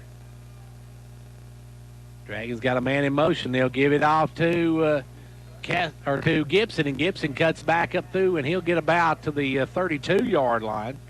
Gain of about 4 on first down, out to the 31. So it'll be 2nd and 6. A good hard run on first down. Wing T formation, Gary, you love getting 4 or 5 yards on that first carry every time. Yeah, you want to do that on every carry. It's 4 to 5 yards, and you do that 10, 12 times, you're in the end zone. So now the Dragons will come up with a 2nd and 5. Take the snap. They'll hand off Castellon over the left side. Castellon straight ahead, got a couple of more. He's going to bring up a 3rd and looks like about 3 or 4, Gary. Yeah, move it out to the 34-yard line. Gain of 3. It'll be 3rd and 3 for York at that point. A big 3rd down for the Dragons here, Gary. And what York can't do, Gary, here, what you really don't want to see them do is go 3 and out. No, you don't. Smith County momentum, big pass play there, and York got a chance to get back with a big drive here. For us, Big Mo's on the far side of the field right now, as the Owls with all the momentum. The Dragons trying to get back and get that first down here. They'll hand it off to Gibson, and he didn't get it, Gary. No, he got out. No, he's getting a decent spot over here on this side, Gary. It's going to be awful close. Yeah, maybe closer than it looks. As I believe that might be a first down. No, yeah. Yep, it is. So he got a good spot on it. Got a fabulous spot on that one. Break for your Dragons, and it'll be first down York. I hope the line judge over here wasn't driving now, because I don't think he can walk a line on that one, but we'll take it. Nice spot. First down York.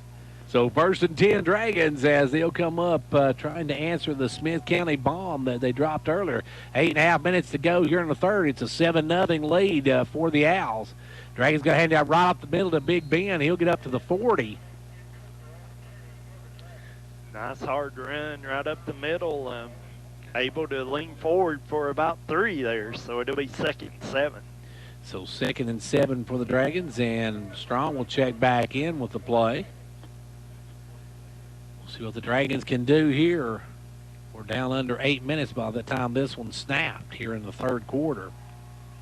York trailing 7-0. Under center goes Durham. Durham takes a snap. He rolls. Durham's got a man out here. Going to dump it off to Castellon at the 45. Castellon up to about midfield, and that should be enough for another first down for the Dragons. And, Gary, we see that that Durham can throw the ball. And Castellon coming out of that wing position, doing a good job coming across the field and getting that little pass. Yeah, effective. You know, it's a good play call, ran effectively by the offense there. Durham taking a couple of big licks, but got that ball off, and, you know, more importantly, the wing's able to work out into the open, Gary, or the tight end's able to work out into the open, and Durham's able to hit him.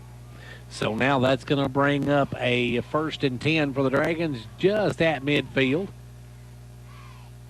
As a snap, they're going to hand it off up the middle of Big Ben. He'll go straight ahead, and he's still pushing, gets about 9 before he's finally brought down. And, Gary, that was just some hard churn running there. Well, he you know, pulled the pile on as far as he could, and then York got 2 or 3 linemen to push him another couple of yards there, and that's a gain of about 8.5. It'll be second and 2 from the 42. There's one of those opportunities where York might could try to maybe a pass play here with 2nd and very short. But Durham drops the ball, and he's got to fall on it. And there's another situation where York just mishandling that snap, and Cooper's coming up holding his arm, Gary. Yeah, he is, and he's going to come off. Durham trying to pull away too quick there, Gary, and didn't have the football and had to fall on it. And it's a loss of about 1.5 yards, so it'll be 3rd down 3 for York here. So the Dragons will come up with a 3rd and 3 now with 6:08 left to go here in the third quarter. 7-0 Smith County. They scored it on their first drive of the second half.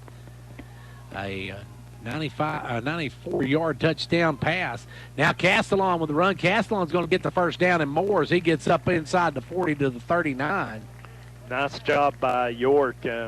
Actually brought Gibson around, faked the handoff to him first, handed inside to Castellon, who ran off the left side through the B-gap between the guard and the tackle, and got about 4 yards out of that in the first down. So the Dragons moving the football. Gary, the Dragons have moved the football all night. They're just not able to put any points on the board.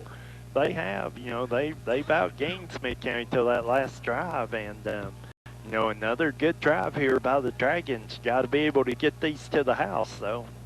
And the snap, it'll be Durham on the keeper. This time Durham right up the middle, still on his feet. Durham trying to juke outside. Is going to be brought down at about the 31-yard line.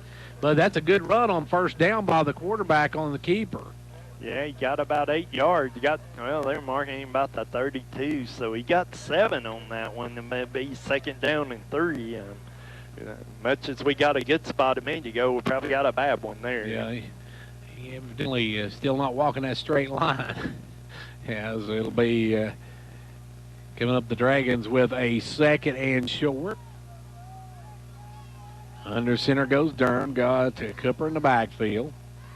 Man in motion, he's going to hand it off to Gibson. This time Gibson going to cut back up the middle, Gary, and he's going to be close to a first down, maybe just a little short.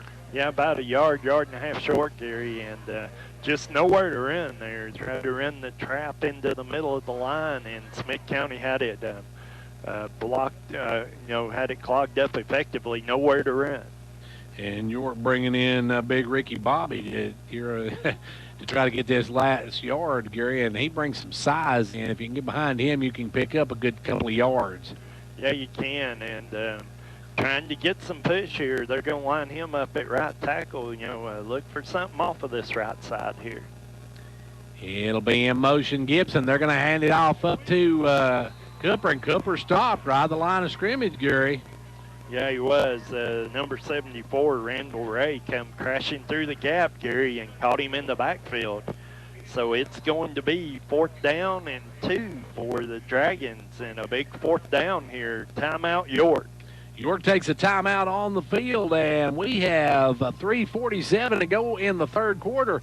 7-0, Smith County. If you're from the South, people make assumptions, like that you wake up at dawn to blast country music in your pickup truck, en route to McDonald's for delicious buttermilk crispy chicken.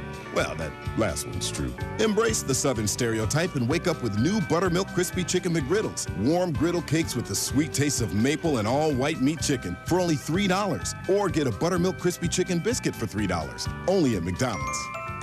Price and participation may vary. Cannot be combined with any other offer or combo meal.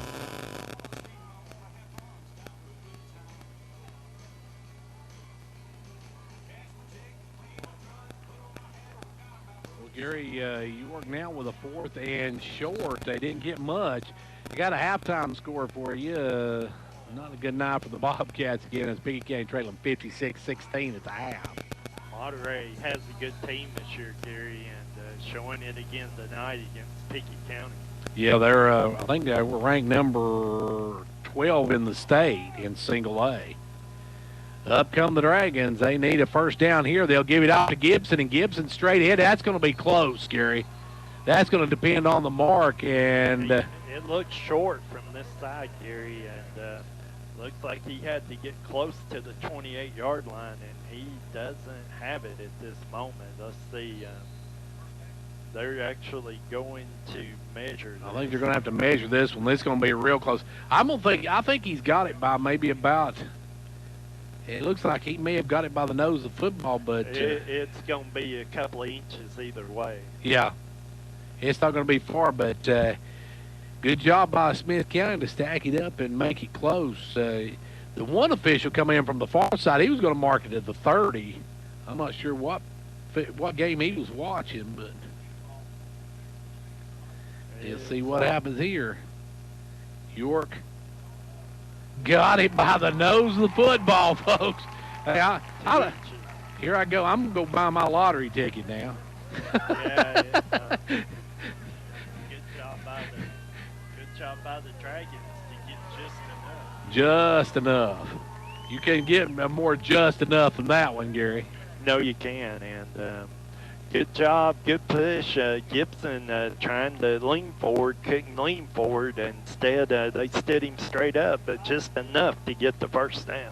Drive stays alive as the Dragons come up. You got Durham under center, 3:37 left to go in the third quarter. As they'll hand it off to Big Ben, he tries to submarine under, Gary, but not a lot of room there.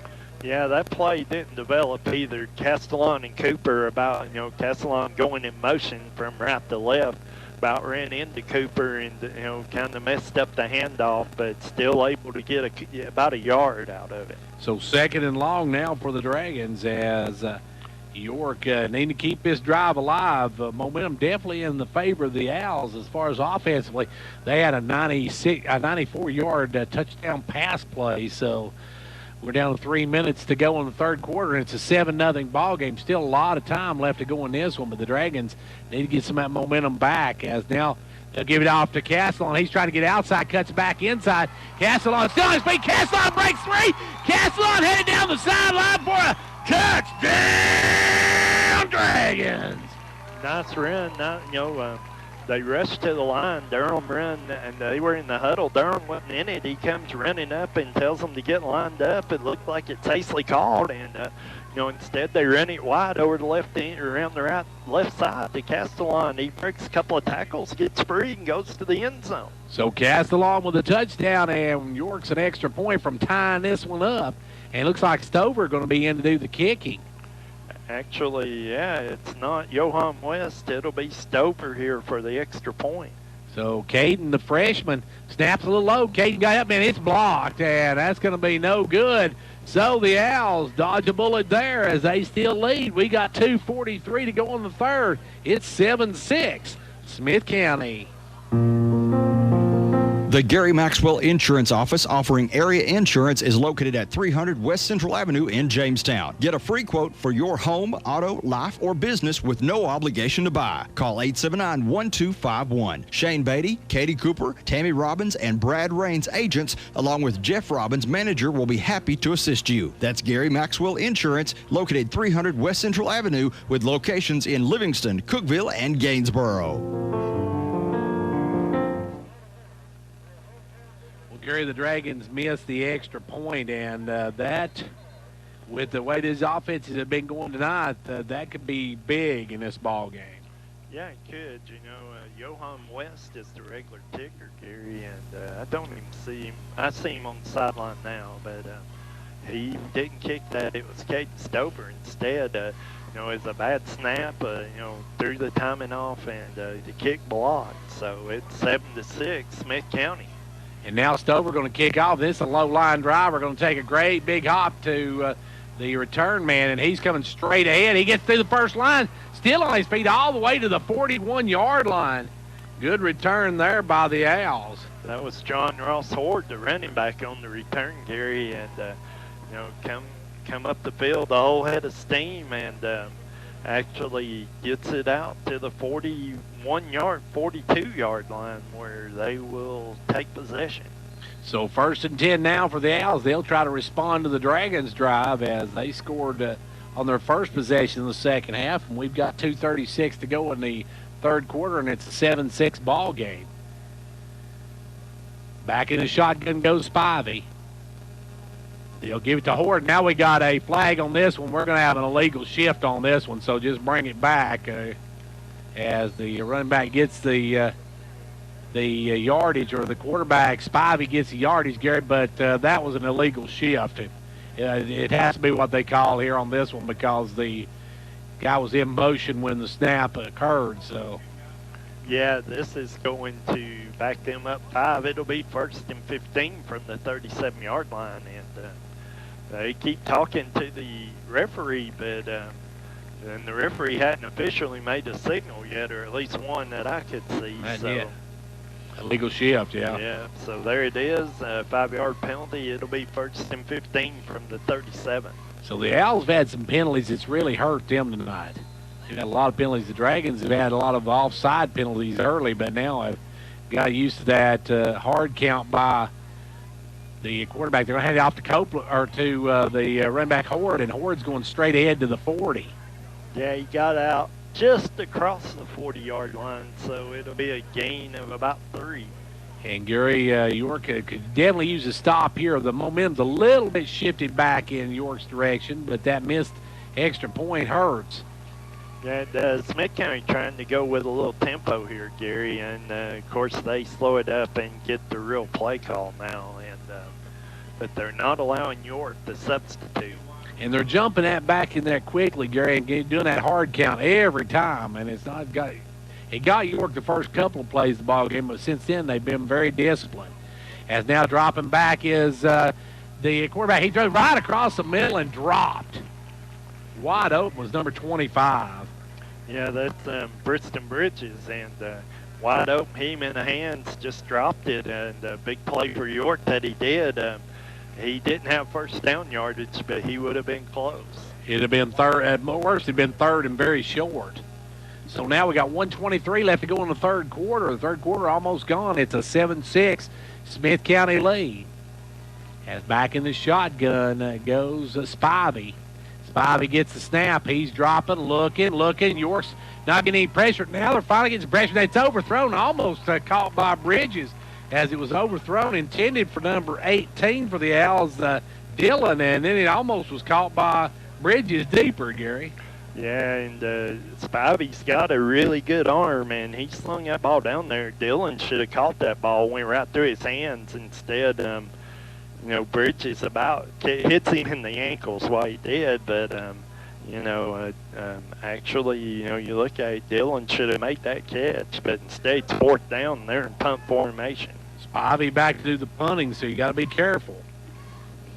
York's return team way back there, as this one going to hit and take a great big hop, and Hawks is going to try to come up with it, but bats it out of bounds. Yeah, he didn't field that cleanly, Gary, and fortunately that one rolls out of bounds at about the 25-yard line. Yeah, I think so, Gary. I think maybe York gave just a little too much credit to Spivey on the punt because they were dropped back really, really deep, and he had to come a long way up to get that one. Yeah, he did, and he punted in the first half. Actually, punted one time for 30 yards, so he's not a real threat to kick it real deep, Gary. And York had to come up and make the catch, and Hawks bobbled it, it went out of bounds. So 1st and 10 now, Dragons, as up will come Durham. Durham's got a man in motion. Durham's going to take it and hand it off up the middle, or keep it himself, I guess, this time. Gets maybe a yard or so.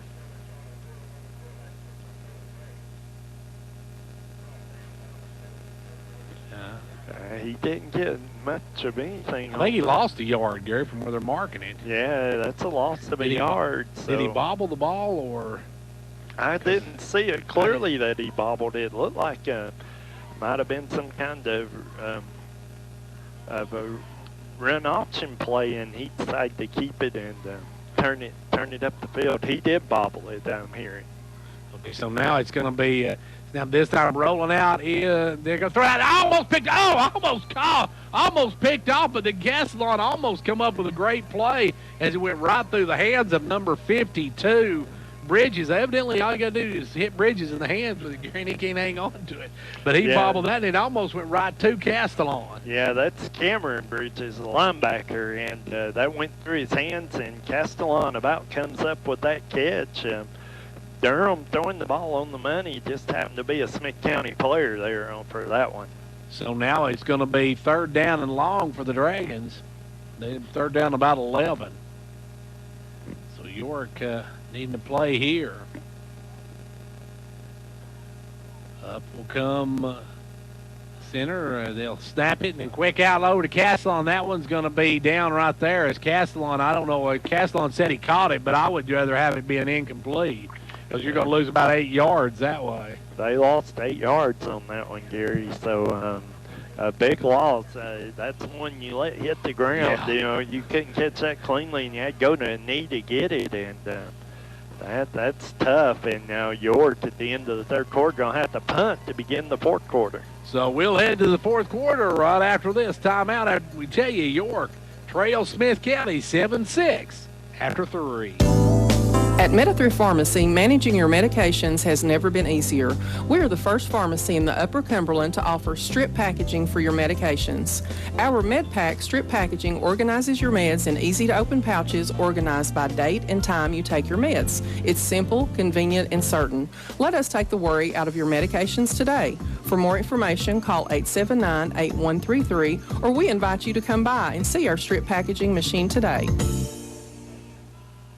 When it comes to watching sports, there's no telling what you'll hear. No! But when you order Pizza Hut for the game, you know exactly what you'll hear. What the? Oh, that looks fantastic. Your favorite pizza. Ooh. Those awesome wings. What? Plus sides and desserts. Yeah. All waiting at pizzahut.com. So order now, because no one out-pizzas the Hut. Huh. What game? Product availability, prices, participation, delivery areas, and charges and minimum purchase required for delivery may vary. Delivery charges not a driver tip.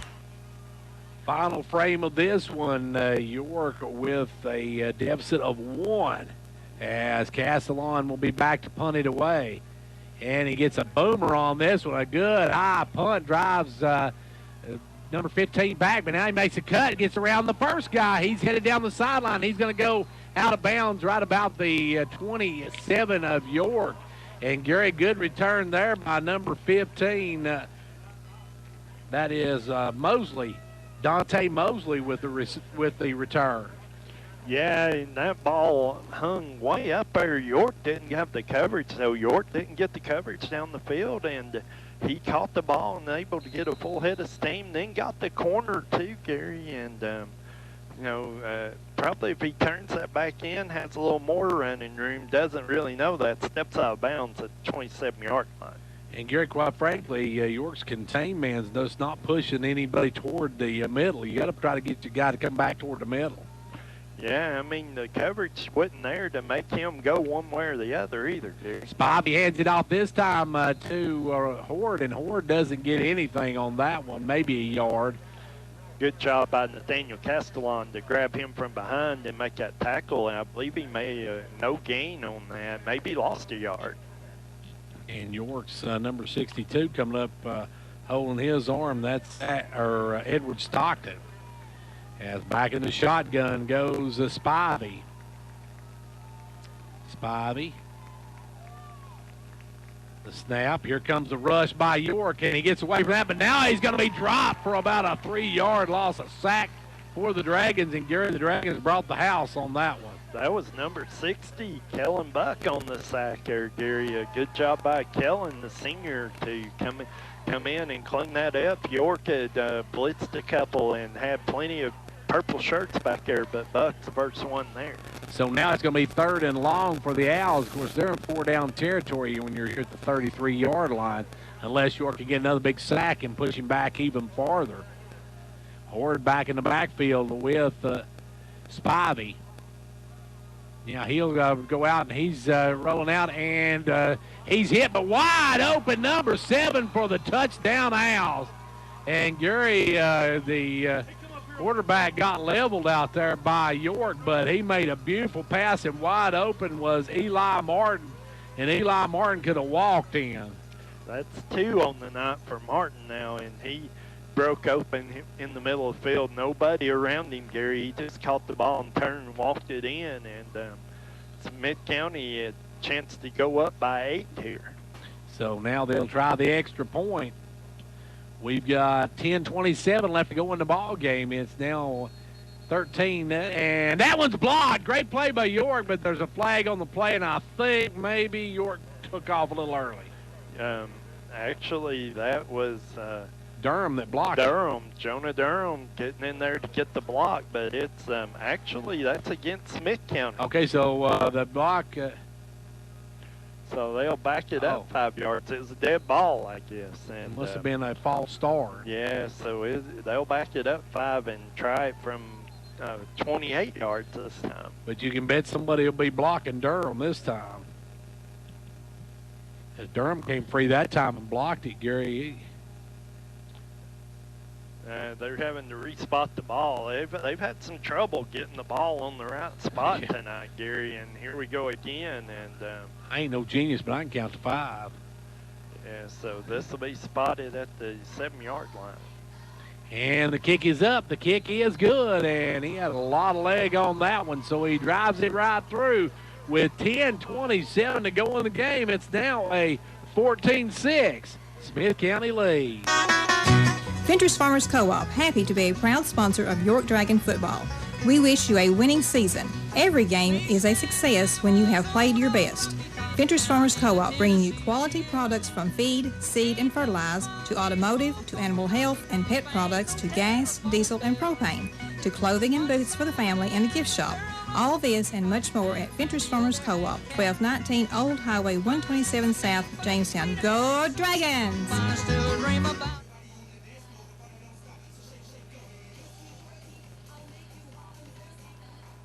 Back here where York, Gary, getting ready to get the kickoff, but now they trail by a touchdown and a 2-point conversion. Yeah, they do, and down 8, 10:27 to go. You gotta have another drive, Gary. So here come the Dragons, and we'll see what they can do this time as they get ready to kick it off here. It'll be Smith County to kick it away.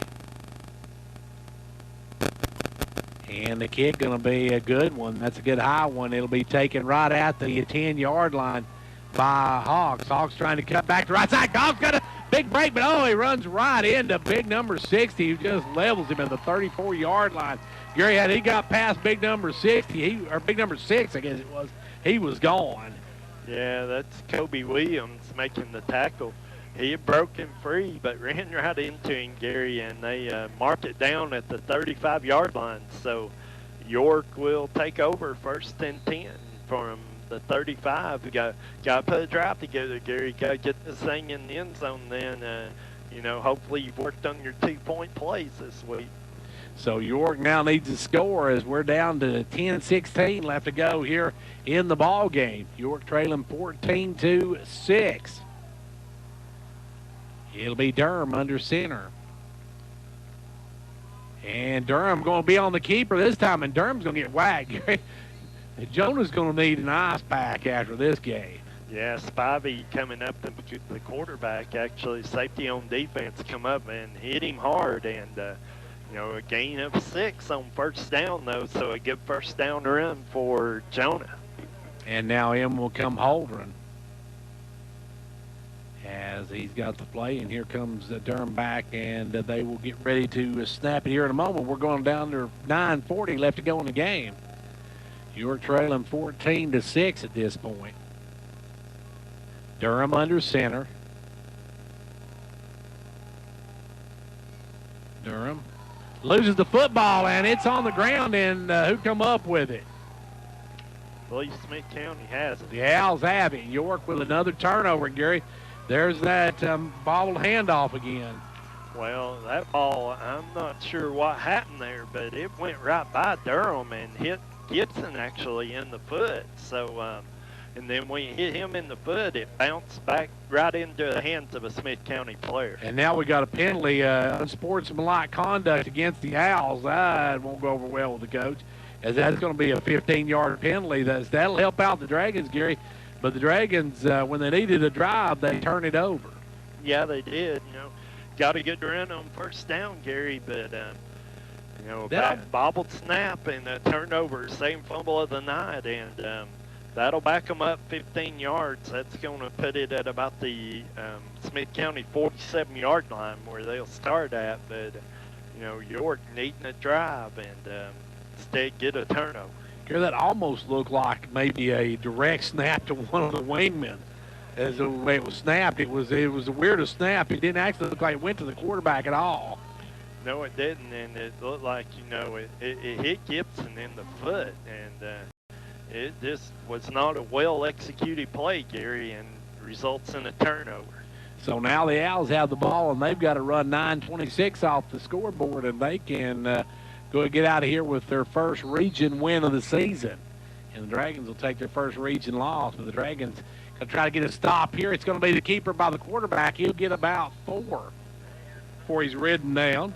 And 4-yard run over the left side. It'll be second down 6. The clocks are running here, Gary. It'll be under 9 minutes before they snap the second down play, and York got to get a stop here. And they can't allow a score, but even more importantly, they don't need to run a lot of the time off the clock because York's not got a great quick offense. They don't have that get offense in seconds. As now on the run is going to be Horde. Horde's got the first down and more. He's still on his feet all the way to the 30-yard line.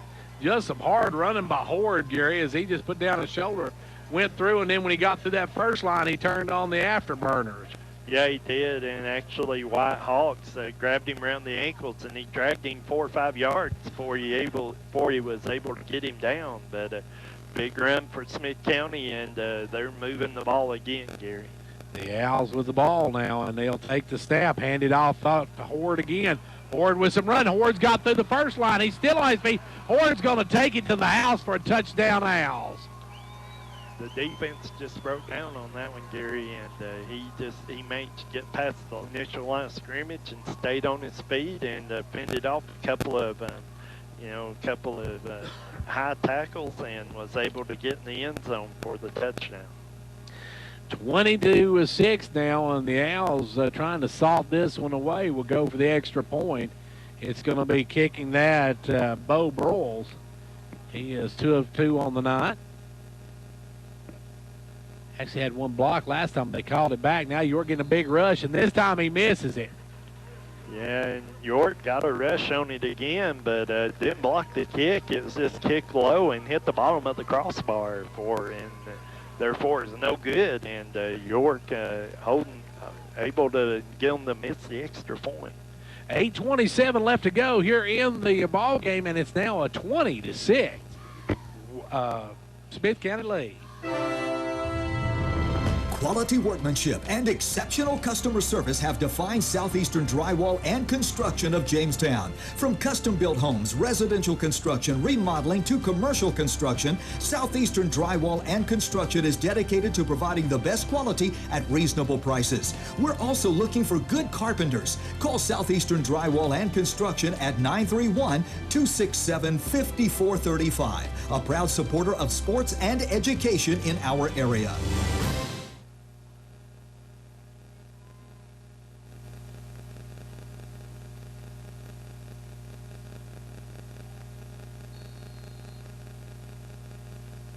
And back to action now. Smith County getting ready to kick it off again, Gary, and now the Dragons are in desperate need of some points. Yeah, they are, Gary, and got to be able to move the ball and get some chunks of yardage. This time it's going to be Dragons with a return, and it's going to be Caden Stover. He's going to break this one all the way. Stover going to the house, the freshman, with a touchdown, Dragons. Oh, a great kickoff return. You know, Stover, they usually kick away from him, Gary, but they kicked it right to him, and he caught it with a whole head of steam. Got a couple of blocks and ran through it and turned it up the left side, down the sideline, outran everybody to the end zone. And, Gary, that gets York right back in the ballgame. You couldn't ask for a much quicker score than that. No, great play, great execution, good job by the, York struggled on kickoffs this year, so it's nice to see that, a really nice executed play by the Dragons. And having seen this young man play in the Crush last year, it's one of those things you can expect. This kid's got a lot of speed, going to be a great player for York. You know, York will find a place for him on the field. He showed his speed there. He's got great speed, and they've got to get some plays for him. And York going for two. It'll be Castellon trying to get in, but no, he does not. He is stopped. So the extra point is no good, and with 8:14 to go in the game, it's a 20 to 12 Smith County lead. If you're from the South, people make assumptions like that you wake up at dawn to blast country music in your pickup truck. En route to McDonald's for delicious buttermilk crispy chicken. Well, that last one's true. Embrace the Southern stereotype and wake up with new buttermilk crispy chicken McGriddles. Warm griddle cakes with the sweet taste of maple and all white meat chicken for only $3. Or get a buttermilk crispy chicken biscuit for $3. Only at McDonald's. Price and participation may vary. Cannot be combined with any other offer or combo meal.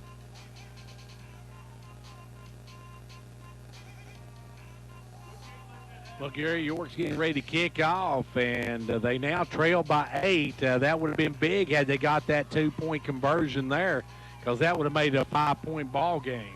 Actually, it made a 6-point ball game, and, I'm not sure what happened to Johan West, but he's not kicking off, and I guess Coach Wright didn't want to try to kick the extra point there, and instead went for 2, and they didn't get it. So York got to hold them here, get the ball back, score, and go for 2 again. And this one's going to be returned by Smith County. That's number 15. He's bouncing outside. He's got a big hole, and he may be gone to the house. He's got past the Dragons, and he's going to take it all the way for a touchdown house. So turnabout's fair play, Gary.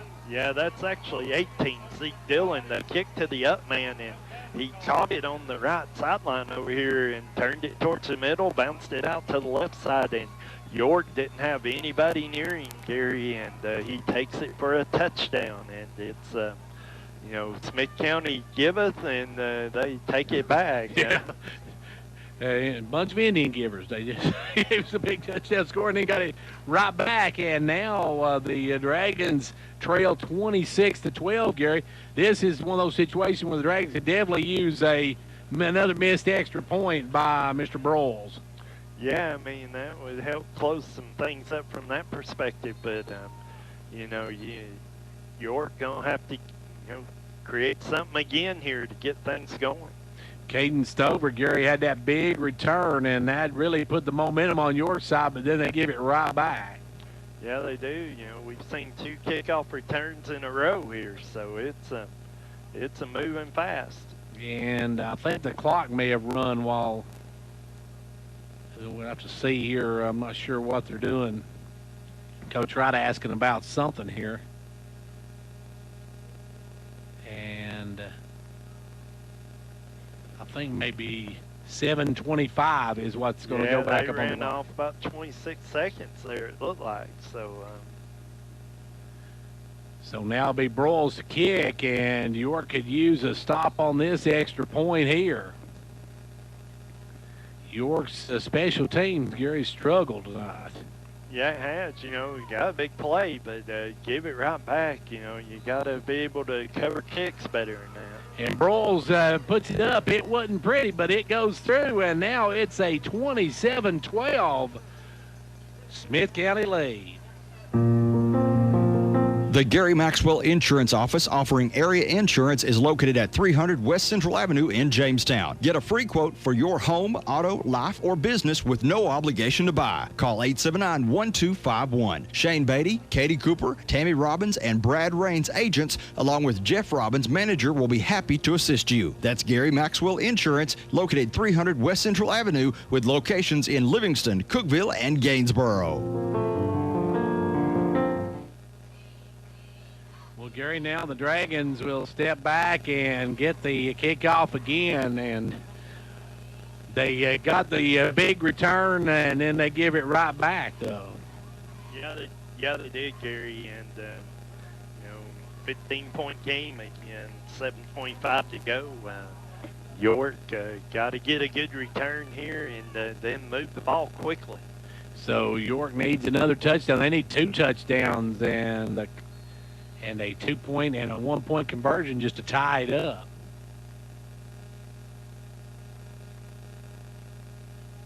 As Smith County will kick it away here. And that one's going to be a little short one. That one's going to go out of bounds. It's the Smith County coach. That's going to be a penalty on there, Gary, but York's going to have good field position. Yeah, they are, and we'll see where they mark this exactly. You know, it hit the coach out of bounds. It probably went out of bounds well before that, I would have thought. So they're going to mark it right at the 39-yard line. Yeah, so it'll be marked. Actually, they're calling kick out of bounds against Smith County. Yeah. We know that. So they're going to give them 5 yards. Yeah, it'll be a 5-yard penalty, and it'll be marked at the 44-yard line. So York's starting in good field position. But, Gary, the clock's the big thing now. They've only got 7 minutes, 25 seconds to go, and they need 2 scores. Yeah, they do. And here comes Durham, and actually he's bringing Thoman with him. And York got to move it quick here. See what York does here as they'll come up with Durham under center.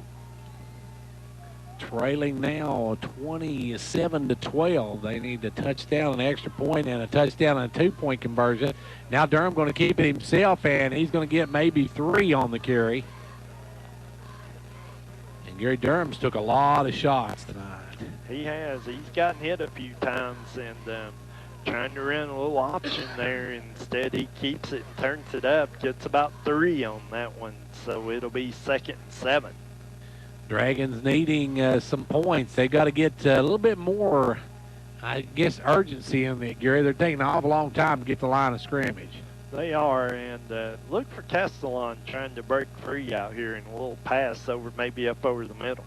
They're going to hand it to him, and he's going to take it up the left side, and he's going to get about 5 more yards. It's going to be 3rd and short, but Gary, Smith County will give you 3rd and short every time if you can keep the clock running. Yeah, they will. Gain about 4 on that. So it's going to be 3rd down 3 from the 43-yard line, and another big 3rd down for the Dragons. And York, it'll be close to 6 minutes left to go in the game when they get up to the line of scrimmage, get this one snapped. Durham got a man in motion. Going to hand it off, and that's going to go nowhere. Castellon going to get taken down in the backfield. And Gary Castellon's going to lose all the way back to the 48-yard line of York. Yeah, that'll be a loss of 4. It'll be 4th down and 7, and, you know, York going to have to go here. Yeah, with no more time than this, you're not going to get 2 more possessions. You're going to have to go for it here and try to get that 1st down.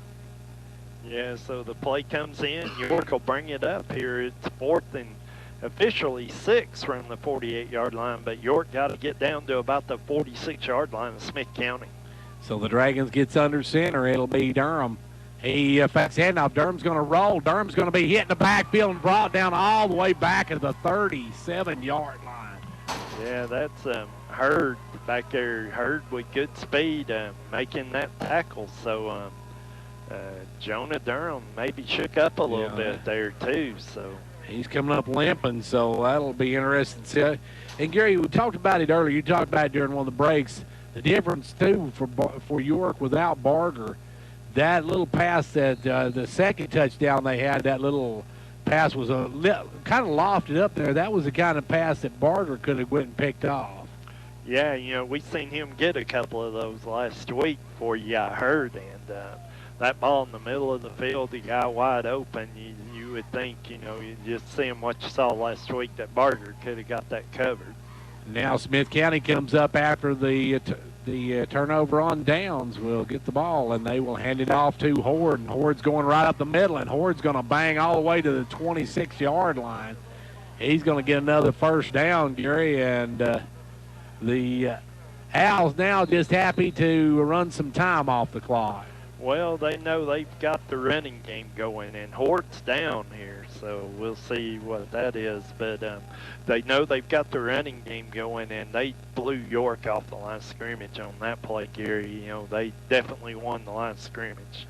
The Dragons, Gary, now the clock is their worst enemy. As the Owls got a player down, they're going to be stretching him out. It looks like a cramp, so we'll take a break while they get them taken care of, and then we'll be back in a moment. Mark your calendars. You are invited to the Twin Lakes annual meeting of members on October 5th. Join us at the Jackson County Middle School as we recap the past year and prepare for the next. Registration runs from noon to 2 p.m. and don't forget to bring your ID. There will be great door prizes and gifts. You will not want to miss this event. Visit one of our 7 local offices for more information. We hope to see you there.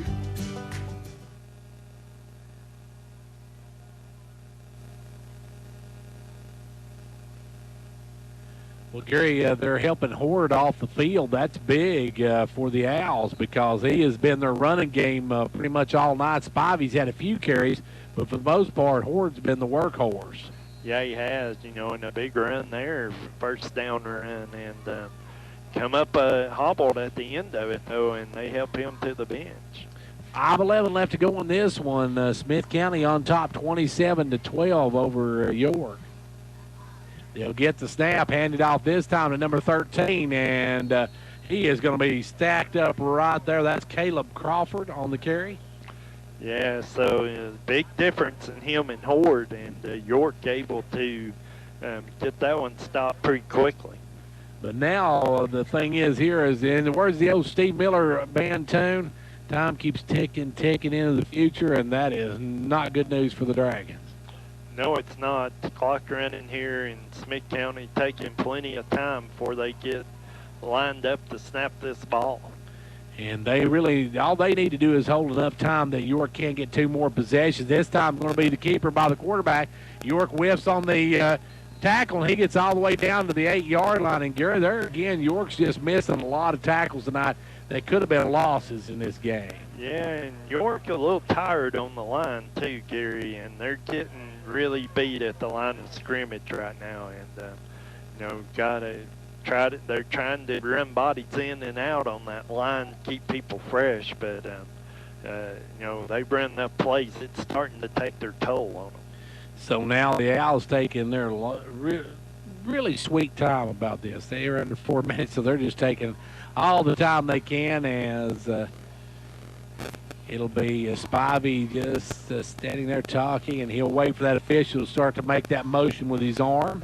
There he goes. He'll get the snap off right in 1 second. Gives it to number 13, Crawford, and he goes ahead to about the 3-yard line. It's a pretty good run by him, Gary. Not a big kid, but he was able to get a few yards. That's Langford, I guess.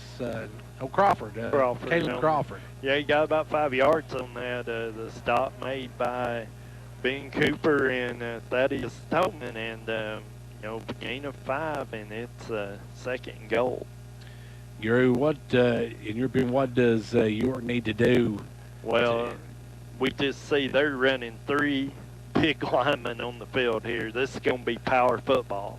Yeah, they're going to give it to Crawford, but that power didn't work as Strong got in there, and also is that number 35 for the Dragons got in there and stopped him right on his tracks. That's Eli Kirby, and what happened is they played power football and tried to run it up the middle, but York done a good job of clogging the line, and the ends come and make the tackle for a couple of yard loss. A good play by the Dragons.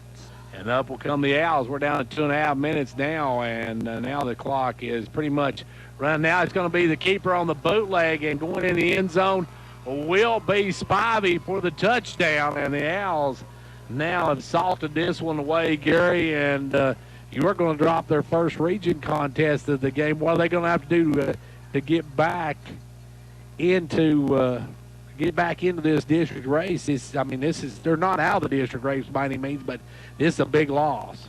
Yeah, this will be your first region loss. You'll be 1-1 in the region, but you got 3 region games left, and they're all tough ones. You got Upperman, then you'll have Sequatchie, and then you have Cannon County at the end of the year. But that Cannon County game is probably going to be, there'll be a lot riding on that for the Dragons for sure, much like they will the other 2 games. But that one at the end of the year is always a big game. And the extra point is good by Broyles as he drills that one through. It's now 34-12, and we have 2:26 left to play. This one out of hand, Gary, and now more importantly, it's not to get anybody else hurt. York has got Barger hurt. They've got Miller hurt. That made a difference tonight. It did in a couple of areas. What we're seeing is York just doesn't, the depth's not there yet, Gary. They don't have backups that can come in and help hold down the fort. And evidence, it was 0-0 at halftime, and York had played effectively on defense, but as the snaps added up in the second half, started to labor a little bit, and they've been plays where they got really ran off the ball on these last couple of drives, and that's just strictly because you don't have enough bodies that you can put in there that you can depend on to help you give breaks and make stops. So now the Owls will kick it away. You've got Gibson and Stover. You can bet they'll kick it away from Stover as he took one back earlier. And now the kick is going to be a very short one to the up man. He'll take it to the 31 and gets back up to the 40, and then he is pushed unceremoniously back from that point. I didn't see who that was. Number 42 on the catch. And that's Isaiah Dillon, freshman. Dalton, I'm sorry. Isaiah Dalton. Isaiah Dalton, the freshman on that, actually got a good return off of that out to the 40-yard line before he got pushed backwards. So now it's going to be 1st and 10 for the Dragons at their own 40 as we're down to 2:21 left to go in the ball game. You're going to fall to 2-3 on the season, and more importantly, to 1-1 in the district. Next week's homecoming with White County, and that one's straight ahead for the Dragons as Gibson will pick up a few. Yeah, good hard running by Zach. Zach gets about 3 yards on that one, so it'll be 2nd and 7. So Gibson on the carry, and now York sees it go under the 2-minute mark. Gary, next week, White County struggled in years gone by, but they're playing better this year. They are. They're a much improved team, Gary, and it'll be a tough challenge for York up here next Friday night for homecoming. So that game kicks off at 7 p.m. We'll have the homecoming activities before that. As now Durham rolls out, he's going to throw downfield. Got a man out there. Good catch by Tolman as Tolman hauls that one in at the 45-yard line. And Gary, the Dragons, that's one thing they've improved on. They've been throwing the ball a little better. Yeah, threw it very well there. Tolman worked out of the tight end slot into the gap there in the middle of the field, and Durham able to roll out and hit him, and York with a first down. So 1st and 10 now for the Dragons as we're under the 120 mark. Got 80 seconds left to go in this one. And they'll roll it out, and now they're going to throw it back across. That one's going to hit, and that's a dangerous pass there, Gary, because number 15 had another step, he would have probably been going the other way to the house. Well, that was kind of blown up by number 6, Kobe Williams. He had read the play and was chasing Durham. Durham had to throw that ball well before he wanted to. Castellon was actually supposed to act like he was running a route and then back up into the pass and hopefully a couple of blocks be set up, but that didn't happen. 72 seconds left to go in this one as the Dragons will take the snap. Hand it off this time to Castellon left side. He's going to be wrapped up and dropped right at the 45-yard line. Got maybe a yard on that, Gary, and the clock goes under a minute here, and we'll see 3rd and 10 if York tries to get off play quickly. So the Dragons come up with a 3rd down and showing about 9, I guess, a little more than 9 yards for the 1st down, but it's going to really be academic here as you're going to drop this one. We're down under 40 seconds. Rolling out Durham. Durham going to tuck it and run. Durham goes down after about a 4-yard gain, and that may be the last play of the game, Gary. Yeah, they're depending on when they start the clock here, but they may not run another play. Durham had Thoman again out there in the flat, just missed him on that one, Gary. So 4th down and about 4, and the clock running down. If I'm York, I wouldn't risk getting anybody hurt here on the last play. I just let this clock run out and lick my wounds and come for another day. Yeah, No, York? Actually, they're calling timeout. Timeout. They probably had to call timeout before the game ended, Gary. The play clock was going to run out on them, so call timeout with 3.2 seconds to go. So York will have one more play before this one is over, so we'll take a timeout and we'll be right back. Philip Hall, owner of Hall Family Pharmacy in Jamestown and Clark Range, invites you to the new Hall's Sports and Outdoors, now open in downtown Jamestown. Hall's Sports and Outdoors carries top quality sporting equipment and accessories from top names like Costa, Timberland, and more. Stop in at the new Hall Sports and Outdoors for everything you need for the woods and field. Jamestown has a new sporting goods store, Hall Sports and Outdoors, at the corner of South Main Street and Livingston Avenue, across from the historic courthouse in Jamestown. Gary, the Dragons going to drop 2 in a row now, and more importantly than this loss tonight is getting some people healthy down the road. York's got to get some people back in here. They've got Miller out and Barger out, or Barger, I should say. I'm sorry. His mom will let me know about that one tomorrow. Yeah, so, Barger, not sure he'll play anymore this year. I'm not sure what Thomas's case is. Right now, he's getting around with the aid of a scooter. So, and now on the drop back, it's going to be level. They leveled Durham, and that's the problem. That 3 seconds left on the clock. Gary, you're lucky Durham didn't get really hurt there. Well, they had a jailbreak. They had about 5 or 6 guys back there, and Durham didn't have a chance. So it actually, he got hit hard there, and he's had a night. He's gotten hit several times, Gary. Well, the Dragons dropped this one tonight by a final of 34-12. We'll take a break, and we'll be back with the Progressive postgame show here in just a few minutes. Crisp air, cool breeze, fall leaves. All the things autumn brings. It also brings Carrier's Fall Cool Cash Rebate Promotion. Now until December 15th. Take advantage of discounts on select energy-efficient heating and air conditioning units. With financing options to fit any budget, you'll be ready to jump into fall and tackle any weather that comes your way. Carrier, turn to the experts. Call Condition Heating and Cooling for your free estimate today. Conditioned heating and cooling.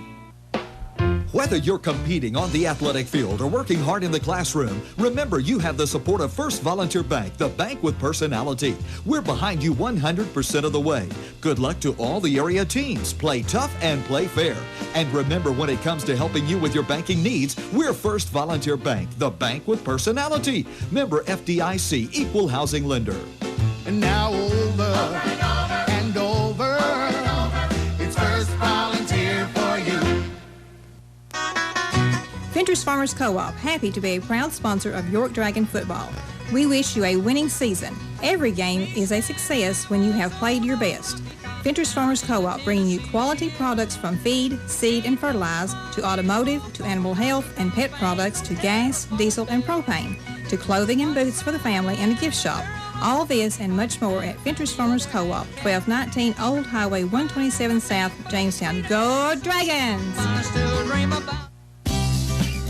Philip Hall, owner of Hall Family Pharmacy in Jamestown and Clark Range, invites you to the new Hall's Sports and Outdoors, now open in downtown Jamestown. Hall's Sports and Outdoors carries top quality sporting equipment and accessories from top names like Costa, Timberland, and more. Stop in at the new Hall Sports and Outdoors for everything you need for the woods and field. Jamestown has a new sporting goods store, Hall Sports and Outdoors, at the corner of South Main Street and Livingston Avenue across from the historic courthouse in Jamestown.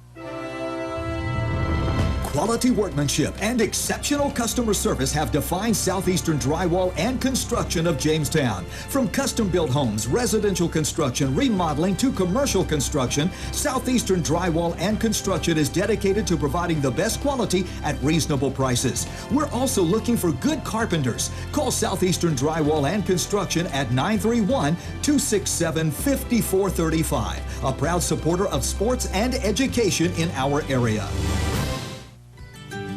Mark your calendars. You are invited to the Twin Lakes annual meeting of members on October 5th. Join us at the Jackson County Middle School as we recap the past year and prepare for the next. Registration runs from noon to 2 p.m. and don't forget to bring your ID. There will be great door prizes and gifts. You will not want to miss this event. Visit one of our 7 local offices for more information. We hope to see you there.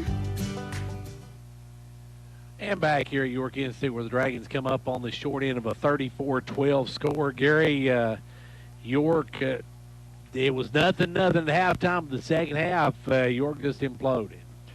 Well, you know, the effort was there, Gary. You know, so I don't know if they really imploded, but they, you know, it's about execution, having fresh bodies and having kids that contribute and do the right things and execute the play the way you need it to be done. And, you know, York lacking a little bit there right now. And, you know, your kids that are playing a lot are getting tired, and there's a lot of snaps. And Smith County had the ball a lot in the second half. And, you know, County wore York down tonight, and, you know, it finally showed up in the final score.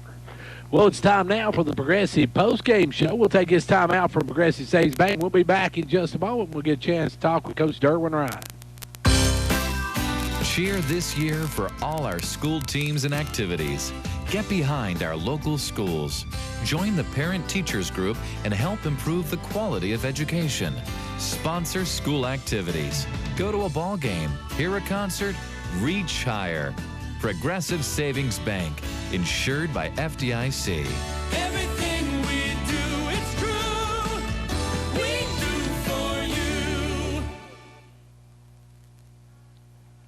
Well, back here at York Institute where the Dragons come up on the short end of one here tonight. They fall to the visiting Smith County Owls. Your final 34-12. Joining Coach Derwin Wright. And, Coach, it was nothing at halftime, but the second half, really that first series got them rolling, and they played very well that second half.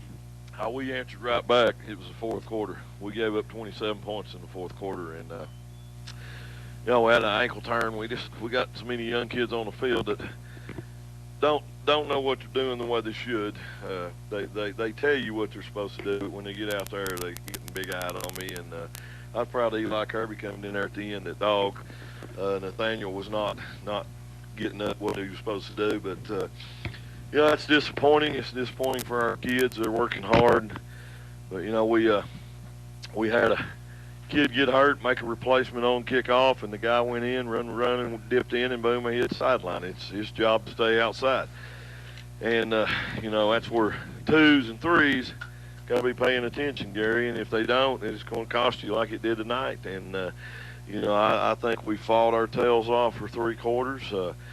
Still, we're making so many mistakes in our offense. The offense could be, if just a little bit, we'd be putting 30 points up tonight. Instead, we're turning the ball over, fumbling snaps, you know, just shooting ourselves on drives. But, you know, again, I told our guys, I said, it's not the other team necessarily beating us. It's us beating ourselves. And I said, that's what's so frustrating about this, you know.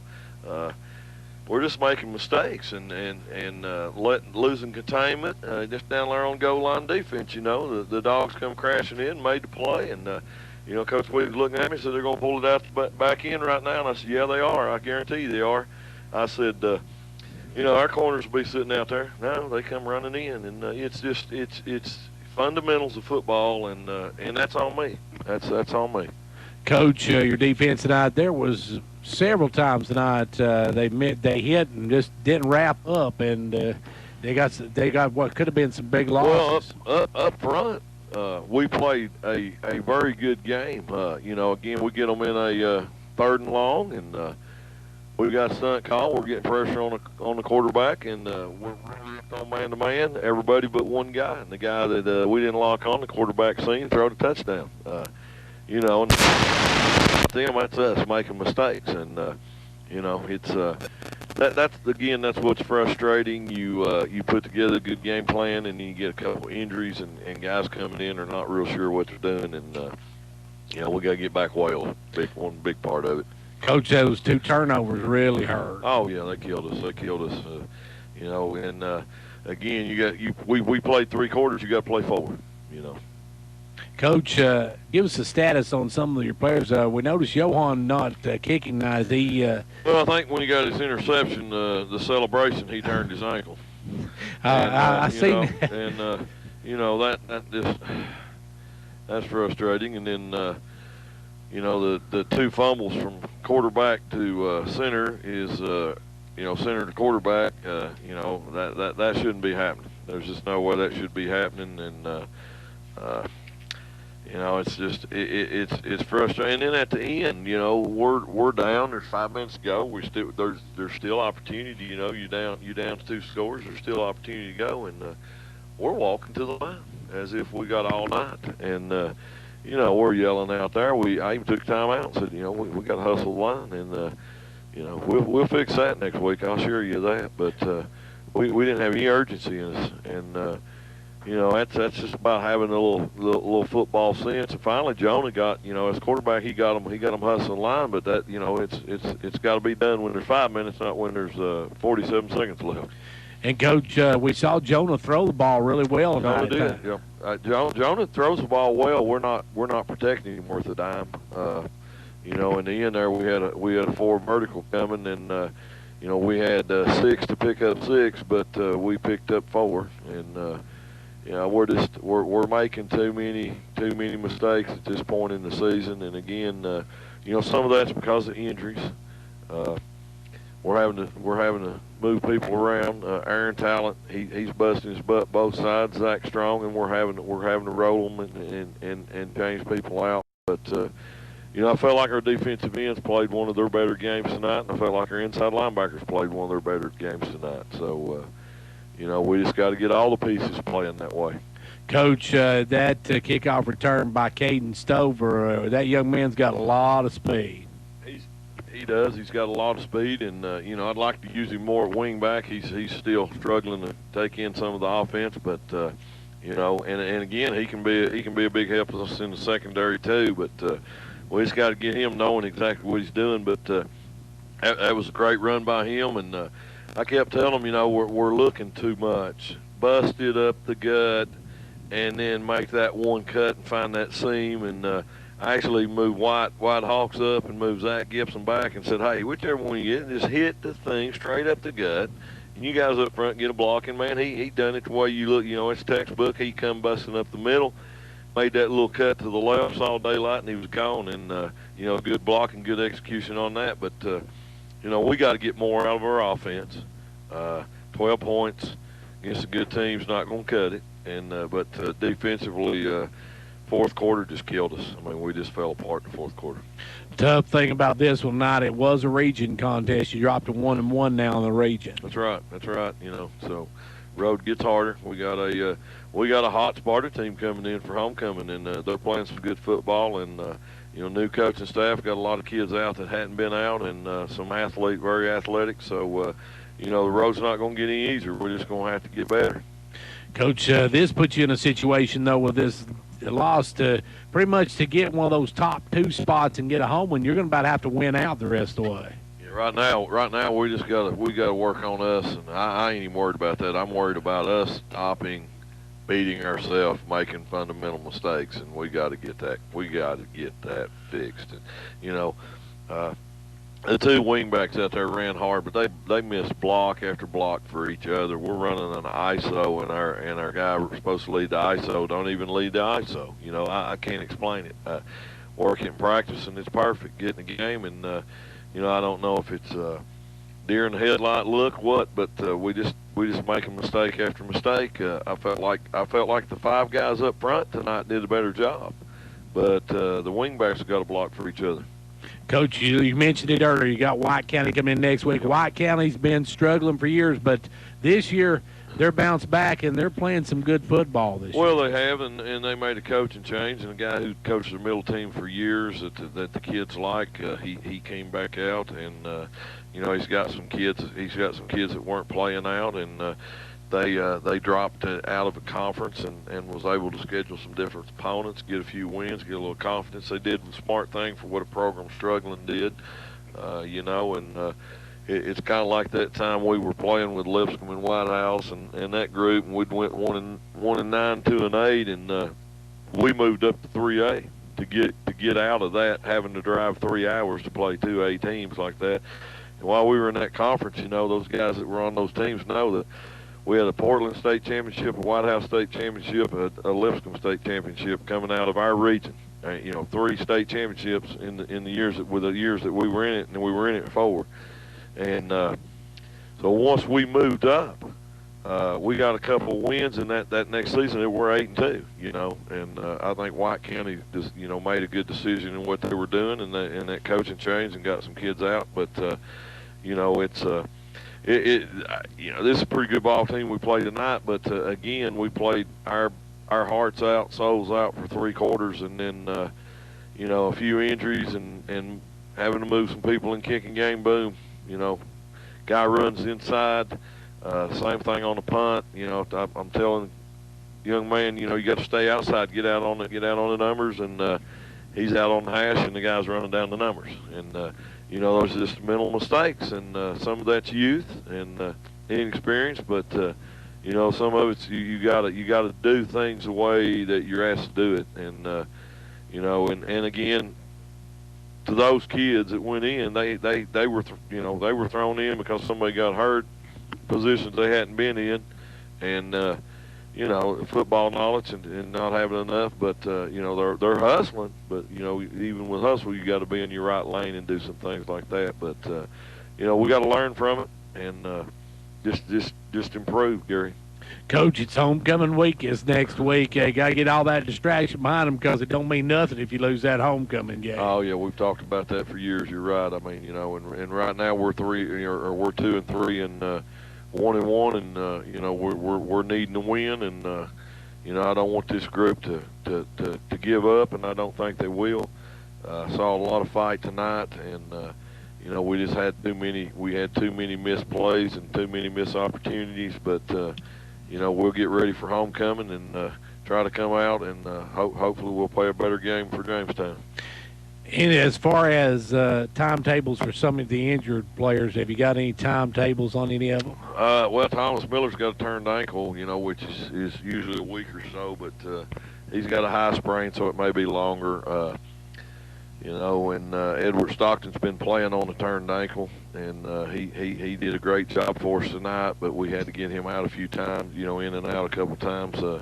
Aaron Talon's playing with a very sore shoulder, and he's toughing it through. Dalton Barger, we've lost him probably, by the time he gets back, might as well say the majority of the season. He might get 2 games at the end, but being injured like that, if we don't get him on a bicycle or something, keeping him in shape, he's not going to be ready to play, and it won't be worth taking a chance of getting him hurt or something. But and Thomas is a great speed guy for us. Punts the ball well for us, and we're missing him. But Johan West has been struggling. He's pulled a hamstring, and then tonight he turned his ankle. He wanted to go, but he couldn't go, and it's just.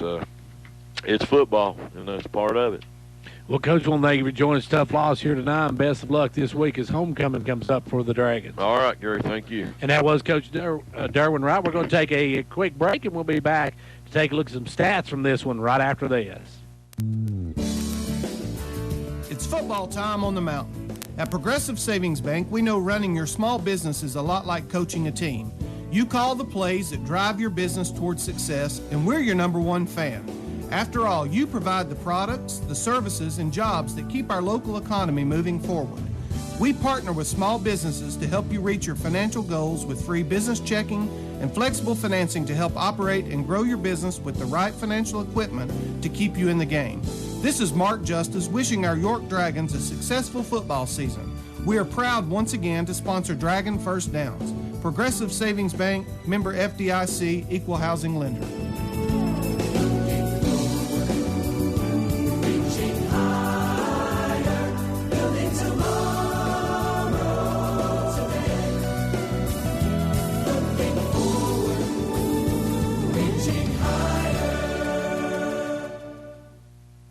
Back here on the Progressive Postgame Show, where the Dragons came up short tonight by a final of 34-12. Gary, give us a look at some of the stats from this one.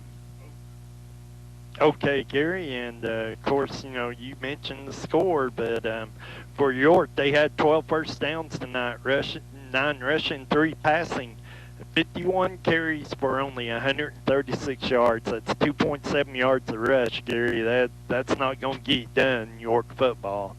They were 5 of 8 through the air for 33 yards, and total of 169 yards total offense. That's not what you expect from York.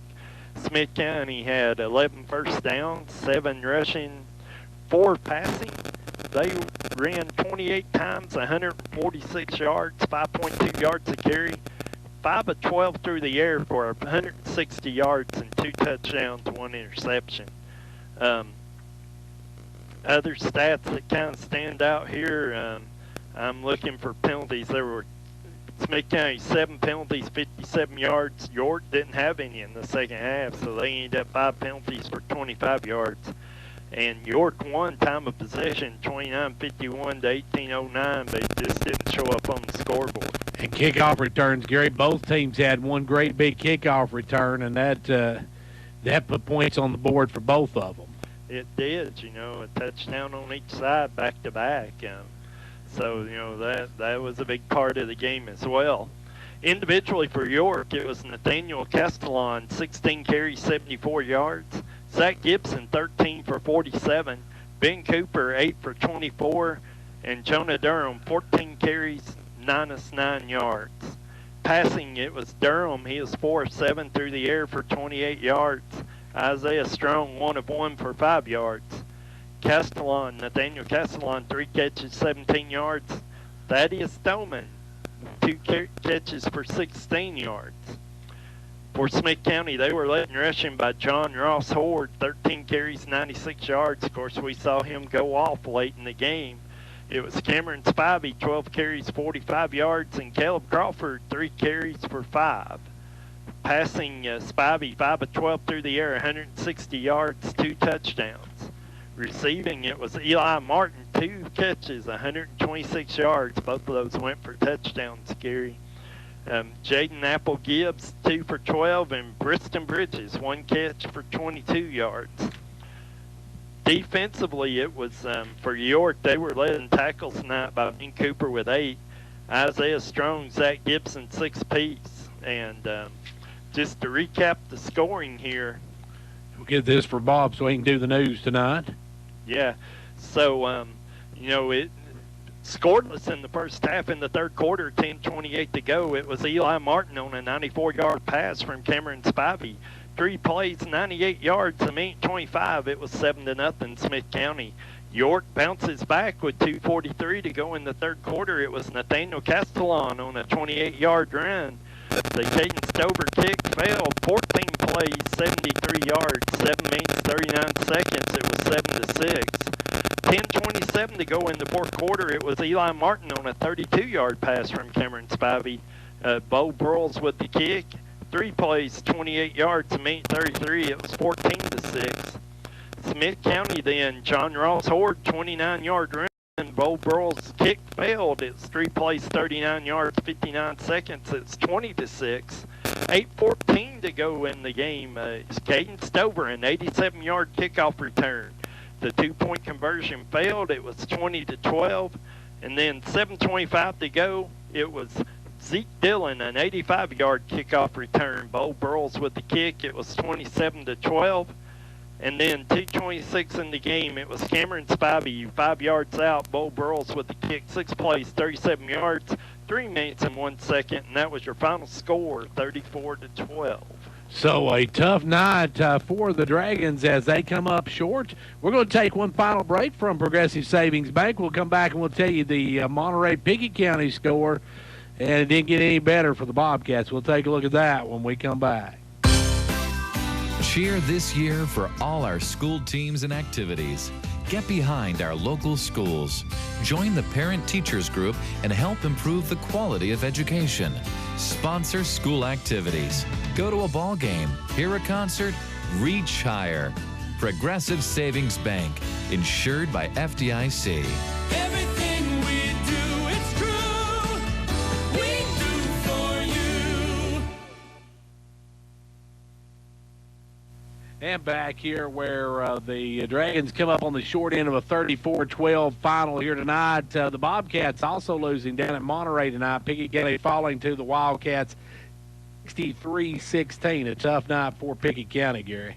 Yeah, it was. You know, and Monterey probably got one of the better teams they've had in several years, Gary. They're 5-0 on the season now, and of course I know they've got their big region games still to go here in the last half of the season, so we'll see how that turns out for them, but they're rolling at the moment. They're setting number 12 in the state right now, so they're a good squad in single A. Now, Gary, some other scores from around there. We got any other scores from around the area? I was just looking just to name a few real quick. Looks like Macon County beat Cumberland County tonight 48-12. Late in the fourth quarter, it's DeKalb County 49, Grundy County 12. Let's see, Red Bank, who's probably the best team in the other region opposite York, beat McMinn Central 62-0 tonight. They're 5-0 on the season. Livingston Academy in the fourth quarter, Livingstone Memorial 42-7. Upperman beats Cannon County 39-6. It's Watertown 34-13 over Cascade. Let's see if I've got any others here. Of course, you mentioned the Monterey score, and looks like East Ridge beats Sequatchie County tonight 22-6. Of course, East Ridge 4A, 5A team, so they're up a class or two. And then Trousdale County over Westmoreland 44-6. I believe that's the local scores we have at the moment. So the Dragons come up on the short end here as well tonight. Your final 34-12, your final. Thanks for joining us for the Progressive Post-Game Show. It's time now for our Halls Family Pharmacy Player of the Game. We'll be back with that right after this.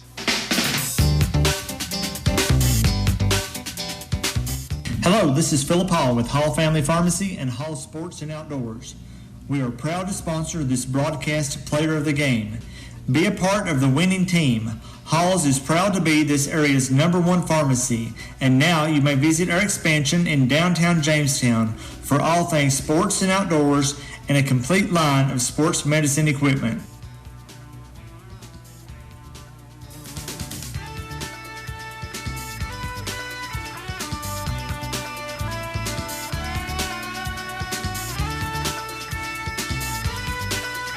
And Gary, do we have a Halls Player of the Game for tonight? Well, you know, the offense just didn't click tonight. It was kind of hard, you know, to find a player. No real standouts on defense either. You know, several people trying to contribute there, as Coach Wright alluded to. But how about if we give it to Caden Stover for the 87-yard kickoff return, and he'll be our Halls Family Pharmacy Player of the Game tonight. So congratulations goes out to the freshman Caden Stover, our Halls Family Pharmacy player of the game for tonight. Well, that's going to do it for us from here tonight. Big thank you to all our sponsors and everybody for listening tonight. And don't forget, this coming week is homecoming week, and we will be bringing you the homecoming game, of course. We'll be videoing the homecoming activities. We'll also video the parade. We have a lot of good stuff coming up this week, and I'm not sure. We haven't decided yet, I don't think, whether we're going to live stream the video of the parade or not, but if we do, we'll let you know that. But we definitely will have it on radio as well on Friday regardless, so be sure to join us. That's going to be at 1 o'clock. I want to thank Gary Hall. I want to thank Kevin on camera one, and also thank Bob back at the station. Thanks, Bob, for keeping us on the air. And that's going to do it for us from here tonight as the Dragons come up short. Your final 34-12. I'm Gary Clark. Until next week, it's homecoming time on the mountain, and the Dragons host White County. I'm Gary Clark. See you at the game.